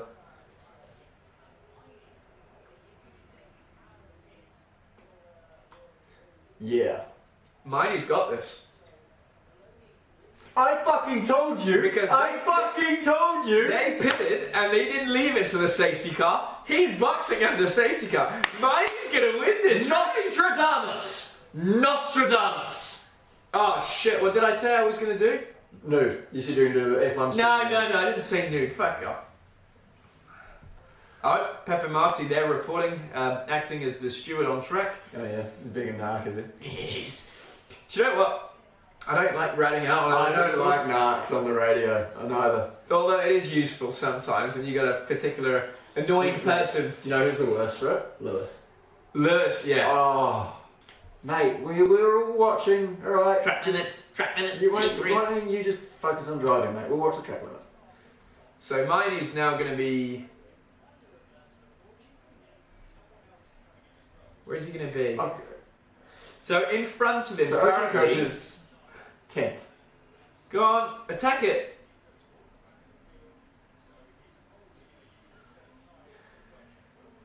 A less experienced driver would have locked both fronts there and ran into the premium. No, it's not that. It's that he didn't attack until the line because the No, Bahrain yeah, was yeah, finished yeah. in front of him. Crawford's Still in the pit lane. So, one's car's fucked out. Double, Jack's car's fucked out. double DNF for Victor's the car's fucked out. Fittipaldi's car's crashed. Yeah, the rest were crashed. So we've had 3 just engine failures. Yeah. Cordial bent steering. Yeah. I mean, I just fucking. You should get a refund from the championship when your engine just dies like that. For me. What did Antonelli do? Oh, dummy! That's filth. That's absolute filth. That is I filthy. love that. He sold him the dummy and left him in no man's land. Yeah. He's had Stanik's pants down there. Maneuver. Stanik, a man who races nude. Sorry? What? Races nude. Who? Stanik. Oh, you have to? Mm. You run underwear, like pants.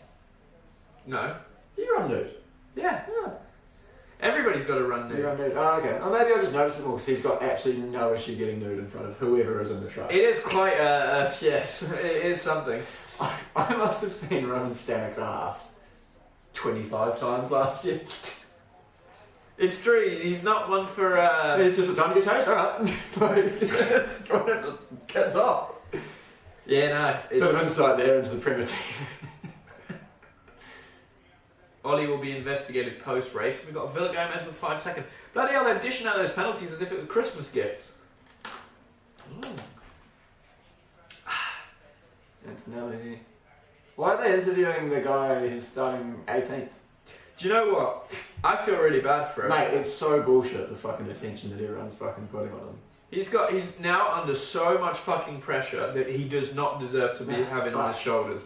Because I can tell you, If he burns out and his career goes to shit, Mercedes have only got themselves to blame. well, I don't think it's not entirely Mercedes. Mercedes' The fault. industry, so yeah. It's the industry's fault. The problem is nowadays, like, people don't realise this kid's like, I think he's 17. I don't want to see the industry chew this kid up and spit him out. Because he is fucking good. Yeah, but he's also fucking 17. That's the thing. Like, When they put the pressure on Leclerc and those guys, they had a couple more years of maturity. the entire nation of Italy knows exactly who he is.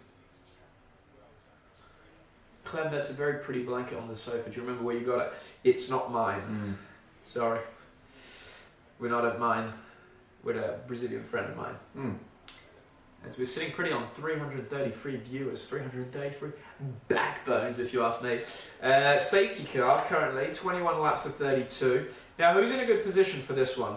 I believe the first soft runner is O'Sullivan. So O'Sullivan has essentially won this race. Yeah. So Maloney's on the hard. Maloney's on the hards. I think Maloney actually could have the pace. It depends. The thing is, the softs, they're brand new right now. He's on a quite a light car, I reckon. What's Marty on hards? Hards, yes. Hauger's on the softs. Okay, I don't mind Swayze for the win. The thing is, pure pace, I believe O'Sullivan's edged him out. Although, no! But Swayze's going to have the experience. Swayze will have the experience. For sure, I believe is on the hards. For sure, I can see going for something a bit over ambitious. Ending. Here we go. Here we go. 10 laps to go. And it's going to be an absolute shit, mate. And Zane Maloney's already on. Maloney. He's That's a on cool well restart. early. He hasn't fucked around. He's cool. Nice. I like Do you that. know what, James? He isn't here to fuck spiders. You know. And he's off into the distance. And Zane has taken a great restart, actually, because O'Sullivan is nowhere near him. Prema's running 9 and 10, mate. Wouldn't have seen that happen. Let's wait and see For what now, happens. for For now. As all stops are Fortunato now trying to done. make a move there on Miney. Not really going for the dive bomb into T1. They're both on the same strategy, but Bortoleto probably the younger tyres. I'm going to come back to that in a second. Oh! Aaron! Well held by Aaron Paul Trap. Aaron. And, Jacques Lunet. Is it out? No, he's out. It's definitely not Jacques Luna. Let's call it Pinto, sorry. As, Bortoleto still sniffing Scrambling. around the back of OG Kushmani. All the way around the outside here, boy. Go on. Open up that steering. Miata's blocked him. he has No, it. follow him through. I think he's on here. Oh, lock up from the lead Premier there. Oh, and Kush has gone straight on. OG Kush, he's opened the door. He's and- played himself. But he's going to have to tow. I don't think this is over. No, he's not, because Miata's moved to the left, so Ah. that's going to help out Bortoleto massively to keep that Yeah. position. And I think that's actually smart driving from Miata. I don't think that's an accident. Kush has just kept it going around the outside, though. Oh, And those two they're almost running virtuosos. out of... They're like tripping over Miata. Oh, and there you go. Oh, beautiful. Oh, Wow. run a little bit wide. But he's kept Yeah. it on the road. Yeah. Good on him. That was an oval racing overtake there. I love that. See, now the problem with this is, Kimmy's about to put a move on Behrman. Oh, Behrman's no. front tyre is going to be looking like a 20p coin. Here we go. Is this Oh, mate, he's absolutely done him on the drag. Yeah, he just needs to be patient in that last corner. Here we go. It's all going, mate. Hey, Maloney's almost pulled out a second here, fella. And he has done. Prema's going hammer and Tom. Antonelli with so much more traction than Behrman. Behrman's still maintaining it. Behrman is... Oh!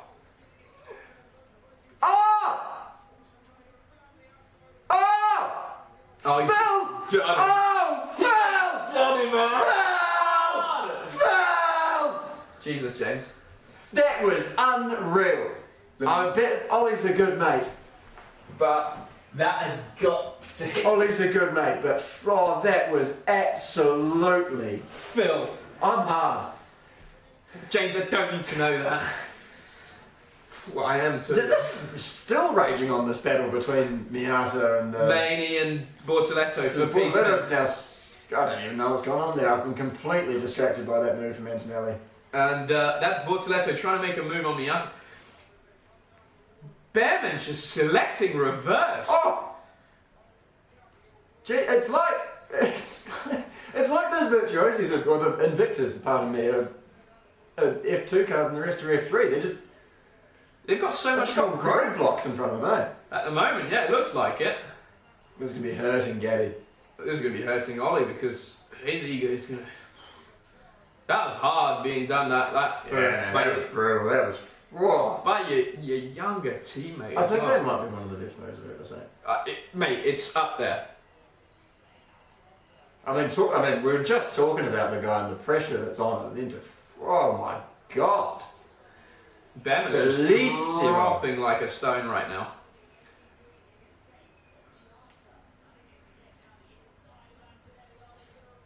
That's not Antonelli. That's Behrman, you See, nonce. that's the problem with this commentary. They've got no idea who's who. Yeah. Honestly. No, we've got fucking zero idea, but at least we were we're honest about it. Mate. This has got to be hard to take for Behrman. Hey, it's just that lock-up, mate. It's just totally screwed his race. Well, I think also he may be carrying a bit of front wing damage, but still, it's not. Yeah, that's true. Bortoletto was fine for about 20 laps with the same amount of damage, it looks like, on the front wing. Whew. But yeah, what a move. So OG Kush is now held up behind Antonelli. Antonelli a little bit now, so yeah, bags and bags of pace in that Invictus. So actually, I wanted to come How back is to this. Maloney so fast on both tyres? Mate, ridiculous. It's a joke. As Actually ridiculous. he's just gone past, and Antonelli's just gone past Bashore there. And hey, how about Marty as well? He's on the hard tyre. He's fended off Patrick Swayze. He's Well, drawn out a I second came to into him. this race and I honestly believe that the Campos and the Rodin, So, yeah, last year, right? Campos Exactly were the same ahead. thing. It was Carl and Campos. Which is interesting because it is a particular track. Carlin Rodin now, or Rodin. I think it's a New Zealand company. Yeah, they are. I should be taking much more national pride in this. I don't know why I'm not. Yeah. Are we going to get a New Zealand national anthem? No. Oh. There's only They don't drivers. do the teams in F2, do They they? don't do the teams, no. Wankers. Indeed. As we Oh, this is going to get a bit chili con carne as well. For sure. Yeah, for sure. Unfortunately. Roadblock. Oh! How is that wing still on his foot? Oh. I have no idea. How he's kept momentum as well, I don't know. Well done, Gabinho. Gabinho doing a solid race. I mean, he's been hard done because without that 10-second It's his first penalty, race as well. without that 10-second penalty, he's probably looking at the podium. I've been wanting to bring back around to this point Yeah. a few times. Invictus fucked him. Why did they serve the 10-second stop? You had the You have opportunity to to get out. in No, front. you have to serve you the have 10 to. seconds. You have to serve the 10 seconds in your pit stop, unfortunately. That clears it up. Yeah. Because I thought I was under the impression that you could add it to the end of the race, or you could do it at the pit stop. Nah, unfortunately, you got it. Yeah. That's a shitter. Yeah, it's a shame, but It's kind of a lame rule. that's the way indeed, brother. That's the way indeed. Antonelli, is he Antonelli's going to be gonna be under sitting pressure. up here? Or is he going to, throw up some cuffs? And so we've looked at this order now, and I tell you one thing, mate.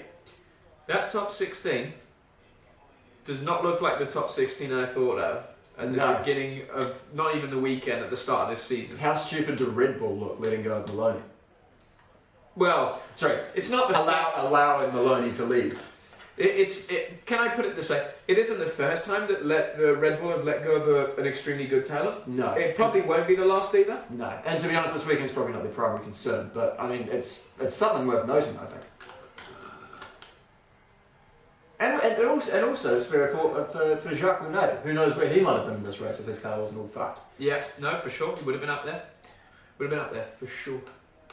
As we see OG Kush getting by Antonelli down the straight there. We're on lap 26 of 32, if you'd like to link up with us. Just going to go to the Wazoo. Right, yeah. As you see Gabby lining up, rookie on rookie. What's it going to be? Bortoletto is just going to get the job done on those soft tyres, it looks like. And does so. Alright, so just to recap, we got Maloney out in front to the tune of almost 3 seconds, which is completely fucking crazy. Then we got O'Sullivan in his wake, and then Marty running in another strong P3 position.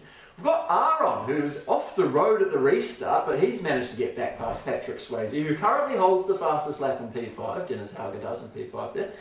His teammate, Franco Colapinto from Argentina, is tucked up behind him. Strong showing in his debut Formula 2 race. Then we've got the Invicta boys of OG Kushmaini and Gabby Bortoletto in P7 and P8. Antonelli runs in P9 and Miata rounds out your top 10. Alright, we're looking at O'Sullivan here. And he's got Marty for close company to the tune of 0.6. I think we could be seeing a move here. Or at the very least, a shape or a threat. How about... I'm not going to shut up about it. 5 to go. Maybe 6. And a move under the brakes from Marty. Textbook hairpin overtake. Lovely stuff. On he'll go. And that's on the hard tyre, folks. This is really odd. What's going on? Marty's just overtaken O'Sullivan on the hard tyre. Well, that's surprising. Yeah, I know. How the fuck do they keep those in the window? Because... But how the fuck is the soft so shit? Because the soft's been the tyre all race. It's a Pirelli, isn't it? It might actually be a batch thing. He might have just got a shit batch of softs. Maybe. How are you going on, chat? Backbones? Backbones. Sorry we're not interacting so much with the chat at the moment. Yeah, it's just quite far away. I can't actually read it. So what we're going to do next is we're probably going to sit a little closer towards the end of this race, once this race is finished. Do a couple of Q&A, close the stream up, and then we'll start it up again for the main race. Swayze's rears look rough. Yeah, old Patrick. He's, they're not too bad. There's just a lot of pickup, it seems. Because a lot of marbles on the track, you see. That does kind of looks a little bit weird, but you don't normally get pickup on your rears. You tend to get it on your fronts. It's a nice flavour, but the texture's just a bit dense in this muffin. Yeah, it's Joey. Joey's not good at baking muffins. He's good at making sandwiches though. Where's your go-to sandwich shop in London? I don't tend to look too far past a Subway, to be honest. But piece of filth. if I'm going, Sullivan getting passed by Aaron. Aaron on the hards too, I believe. if I'm going for a boutique sandwich, No, on the softs. What a move by Aaron. there's a great little Italian sandwich shop nearby one of my old offices called Cafe Cotto in the city. Yeah. Bunch of backbones there. Italian as Italian as anything. I used to walk in there. I used to have a bacon and sausage sandwich every morning. A lot of infighting there from between the two I used MP to cars. walk into the sandwich shop, and the Italian guy behind would just shout over everyone in the shop and go, "Ah, Mr. Bacon Sausage!" And that was it. And that's my favourite sandwich shop. Okay. Good on you. There you go. You asked. Yeah, no, I'm just wondering. As we see the two Invictas there, P7 and P8, coming back on O'Sullivan, it seems. It's a real missed branding opportunity to not have Martins in one of those Invicta cars. Oh yeah, Invicta Martins. Invicta Martins. Maloney just driving away in this one. Again, to the tune of 4 seconds. Again, like, what? Max Verstappen-esque performance. This bloke's going to buy a place in Bahrain. Yeah, I tell you what, if I won the Nice little feature place in and the Sakir. sprint, I would get a place in Sakir. No, I definitely wouldn't. I absolutely wouldn't have been to Bahrain Airport, and that was enough. Have you? Yeah. Just the airport? Yeah, I was flying back from Abu Dhabi. Oh. It's the cheapest available. Hey, good airline, Gulf Air. Yeah, they're alright. Solid airline. It did throw me off. It was like the first time I flew with them when I went out to Abu Dhabi. Good business class. The first, I wouldn't know. The first thing that threw me off is that they do the Arabic safety video first. Yeah. And I was like, oh, I'm so used to just whatever airline on, it's in English. And then whatever Yeah. language they decide. Yeah, for sure. Oh, he sold him the dummy hard there. That's good. That's a nice move from Colapinto. Colin Teammates Pinto. as well. You wouldn't. Quite a feisty character on track, old Colin Pinto. Hey, quite a nice guy though off track. No, great guy, Yeah. great guy. Not shy from a how would you call it, a little bit of a shunt every now and then, but he's a solid driver, Yeah. and he likes to light up the rears. Okay. It was one of his things in Formula 3. I mean, I saw this guy entering the last corner in Monaco. Yeah. Have an absolute tank slapper coming out the corner, thinking, fuck it, he's going to hit the wall. Good. Do you know what, next lap? It was even worse, mate. The geezer went even harder. I was like, what is going on? Is he looking to hit the wall? Armstrong says the same thing about Dixon. Yeah. Dixon's not happy unless he's sideways. Yeah, no, for sure. Like, it's a bit weird because he's called the Iceman for a particular reason. And it looks like Hauger's cliffed. He is 1.3 seconds slower than everybody else. Cliff Richards. Yeah, it's not looking good for old D. Patrick Swayze. I reckon Miney could get a P4 here. Because looking at That's his paid pace, from the back. Like that's so. he has been nice. helped with the safety car Yeah. timing, I believe, but it is a very, very, very strong performance. And he's And not... to be fair, like I don't get he started with pole, and he would have obviously wanted a lot more. But for a debut feature race, he's done a pretty good job, I think. To be fair, he'll learn a lot from this. He's been unlucky, put Yeah. it this way. Like, of course, he's made a mistake at turn 1. He's taken his 10-second penalty. But you take that 10 seconds away, do you know where that puts him? In P2. Yeah. So, there's nothing to be ashamed of. No, it's a good drive with a couple of mistakes, which he'll iron out over the course of the season, I'm sure. Oh, and Miney's just... And here we go. gone. Ooh, is he going to look here? He's This going to have some nice momentum. But he won't have the advantage of DRS, they'll both have it. He's just going to have to go for the move. They really do sound like they're just whistling Dixie. Don't they? Oh, and Miney's just made an absolute cock up there. I think he might get away with it. No, he's not. He's fine. Proper cock up there from Miney, to be honest. Oh, and almost 2. Yeah, he's just braked too late. Didn't expect Swayze to stop so much at the They apex. look like the old Renault cars back in the day. Yeah, Paul needs to... Why would he need to hurry up? Is he catching old Pepe? Pepe? Pepe Marti. Who? O'Sullivan? See, he's just gone in way too deep. Yeah, he's fucked that. Yeah. That for me is... Yeah, it's pants That's down pressure. rookie mistake. That's Mate. pressure. It is pressure from behind. Obviously, Bortoletto, great driving for the moment. Shame about that opening lap, but since then it's pretty much been wow. And there he is, close, Tucked up behind Patrick Swayze. This should be simple stuff into turn 1. It should be. It really doesn't need to do much, just easily back on the power. Traction. There we go. Nice. Swayze's not bad on the traction still, to be fair. I don't know where he's losing all his time, but he will not have It's probably DRS. Cortoletto is just probably going to drive right by him. Pretty simple overtake. Okay, 31 of 32 here, folks. Penultimate lap. No, he's gone for the defence. Yeah, not so simple. Oh, Oh, that's just what lovely. a move. That is lovely. And he'll have the DRS. Beautiful. Oh. Showed him the dirt. Well, I think the problem is Swayze trying to keep his foot. No, hey, look, it's fair. You know. If around the outside of turn 2, unless you're on softs and the guy's on hards and he's just come out of the pit lane, No. you don't try and hold it around the No, outside. well, it wasn't a shady move at all. No, it was a hard move, Yeah. a proper move, if you ask me. But no signs of rookie racecraft from Gabby Bortoletto there. no, he looks at one with that car. I can tell you that. Looking Here we strong. go. Got to get a replay of it here from hanging the out the rear back wing, of Harbour. I really want to see the external shot rather than the bloody back of his rear wing. It's actually fairly straightforward. It looked a lot more dramatic than it probably was. Yeah.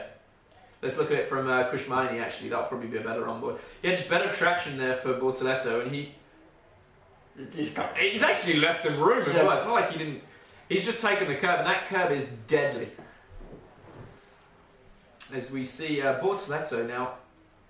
He's already 6/10 behind Colapinto. I mean, this guy's driving the wheels off that car. He is, but I mean, we can shout out good drives all over the field, mate, but we can't. It's just a dominance from Maloney. Like, it just driver of the day, weekend, like Season it's of fucking Scotland, like this right? is. This is drive of the year for now, yeah. Not that you can have many other ones, but... No, you wouldn't. You'd be doing well. Had it before then, but all right. Final lap we're on now. As O'Sullivan is looking... Somebody's to locked up in defend. front of them to quite the degree. Yeah. Oh, this is going to be a shit show. I can feel it. This is going to be an absolute... Oh no. Can you smell fireworks, mate? Bortoletto going for the move. Is he going to work the angles well? Yes. Oh my sir. god, what a move by Bortoletto. Sick. Run him off. There you go. Fucking maneuver. Gabby has been absolutely unreal this race. I mean, bar And that I mistake. don't think he's done. Right, Is he done? He doesn't have long. It's hard. It's very hard at this point. But O'Sullivan's cliffing though. He's Cliff Richards. No, he's done alright. Yeah. This is going to be tight. Maybe at the line. Who knows? If he gets a poor exit onto the back, onto the next straight. If O'Sullivan doesn't try and defend, he'll be fine. I think. But Yeah. if he starts getting a little nervous and like throws his, you know. Yeah, no, the cracking race by Nice. Bortoletto. And And nothing you can say anything about this guy. He's done all his talking on track really. Dominated. Points off. He's done the double. Points off for not getting pole, but outside of that, like, He's just done the double. jeepers creepers, that's worth a round. And Paul Arrow on P3. It's excellent. Bortoletto at the line. No, he won't Has get he it. done him? No, 600. 600s. That's a cracking drive from Paul Arrow. Yeah, That slid under my radar completely. completely. actually. Yeah. Great drive, Paul Arrow. Who's fed off at the restart. Let's go. When did you sound Scottish? So like Jackie Stewart. Let's go. Let's go. Now Zane's just had a cracking weekend. Watch the rest of the season too. Well, that's the thing. That Carlin, that Rodin is normally extremely quick at Bahrain. It's hot and cold, isn't it? But it is extremely hot and cold. Well, at least it's been like that for the past few years. Hey, let's not try and rain on his parade. This No. Mega. Yeah, no, what a drive. Fair fucking What a play. mate. And Pepe Marti on the podium again, as well. Double podium for both. Backing it up, mate. Backing it up. Really, really good drive from 11th too. Yeah. And Yeah. Aaron, solid drive too. 11th to 3rd in the sprint and 11th to 2nd in the feature. That's quite the performance on your rookie weekend. No, for sure. I mean, for me, looking at those, the only man who really has surprised me this weekend out of, let's say, the rookies is Marty and probably Bortoletto. They're both the the standouts. I mean, Aaron did. I'd say Bortoletto's lived up to my expectation, and and Pepe Marti's really impressed me. That's how I put it. Well, put it this way. If we put things into context, had he not had that incident at T1, I think Bortoletto would have been on for a very strong podium. Probably not Zane, but probably a P2. I would have quite P2. Which is still very impressive considering it's your first weekend. Pepe Marti, great race. Bortoletto in their investigation against Hauger for apparently forcing another driver off the track. Difficult to say really, because it seemed to me like there was still some space. For me that was fun. And Aaron, solid race. Chuffed to bits obviously at that podium. Good on him. Yeah, Good race. Yeah, it was a good race actually. And again, a real shame for Victor, Juan, and Jacques Renee. Shit house when shit happens and it's not anyone's fault other than the suppliers. Exactly. Well, welcome to Formula 2, hey? Yeah. If it was fair, it wouldn't be fun. You win some and you dim some. Indeed. But no, what a weekend by Maloney. I really can't stress that enough. He's done himself proud there, and really done the team. Solid job really, because it hasn't been the easiest of years for Carlin in recent times, let's say, and he's proved that it's pretty damn good. Yeah, he's handy. He's handy on that way, and he's put his foot 1 foot forward in the game there for the championship, because I mean, is the gap to, I assume, Pepe Marti is probably quite substantial. Chunky. And Pepe Marti's had a hell of a weekend. Yeah.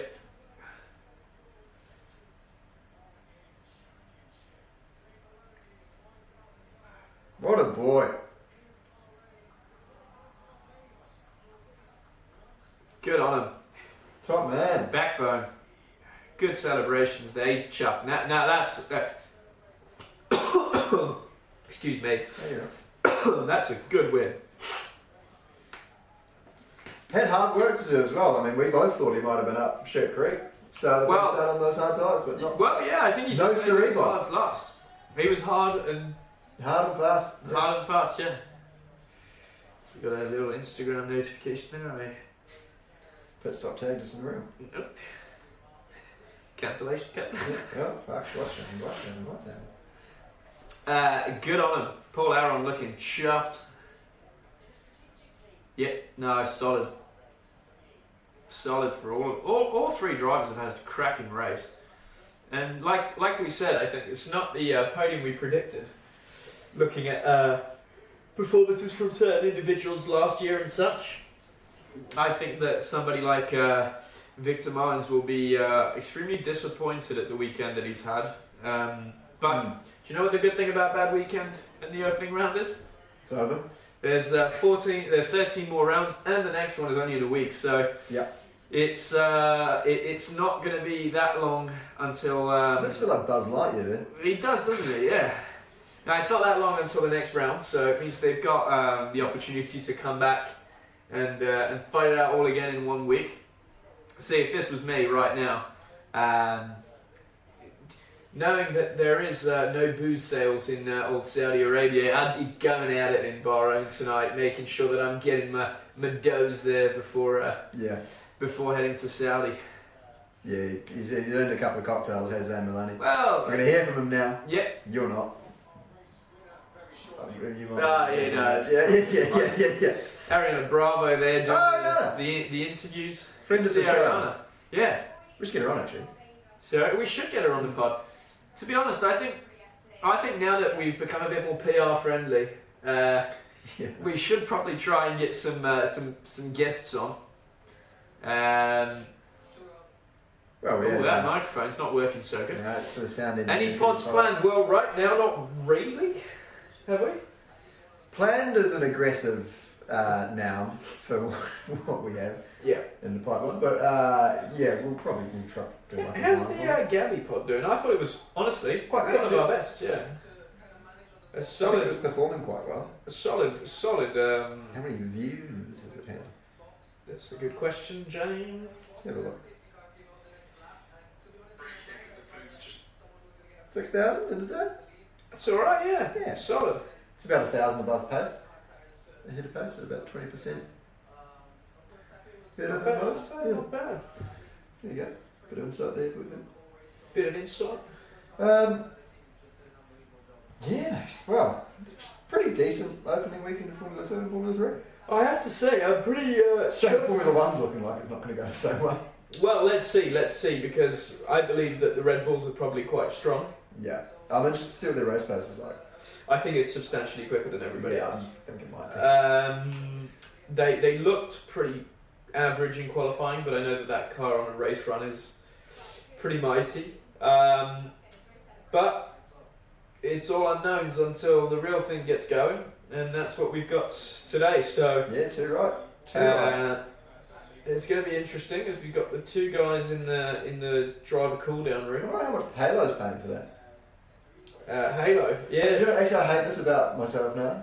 Is that ever since I've tried to line up a few sponsors and shit, now any branding I see on Unofficial, I'm like, oh, I wonder what that costs. Yeah, no, it's true, yeah. It's interesting, put it that way. Yeah. Oh, Paramount. There we go. So it must be Paramount's paying it, and then Paramount's promoting Halo. So yeah. Anybody wants to sponsor the old Hey Paramount. Screaming Mills commentary? Please do let us know. In the meantime, though, I think We still appreciate you backbones. Yeah, of course. Doing all that. Of course, stuff. it's going to help us develop the stream. I mean, at this point, we're probably going to use some of that sub money to get a new Wi-Fi. Yeah, that'd help. That would probably help. Or find ourselves a full-time studio with reliable internet connection. I was talking to someone about that yesterday. Were you? Who's that? Former guest of the podcast, actually. Oh, good on you. But yeah, what can I say? Yeah. I think we'll see most of you backbones probably in a couple of hours. Yeah, if you want to watch us for the F1, then we'll be here. Please tune in. Be great to have you guys. And we'll move the chat closer. We'll try and engage a bit more. Cause Yeah. For a start, Formula 1's significantly more boring. And then, yeah, then we'll have a bit more time to, have a bit of a tete-a-tete with the Tete-a-tete. Great. James, you're really surprising me with your Thanks, your really, really strong words. I am pleased. Oh. Anyways, Alright, should we call it there? we'll call it there. Thanks, We'll see you folks. in a couple of hours. Pretty much when Have the a good one. F1 probably begins at around 3 o'clock this afternoon. So until then, it's been a pleasure hosting you guys. Let's go get some Kai. And we'll do the celebrity DM later. Yes. Cheerios. Bye-bye.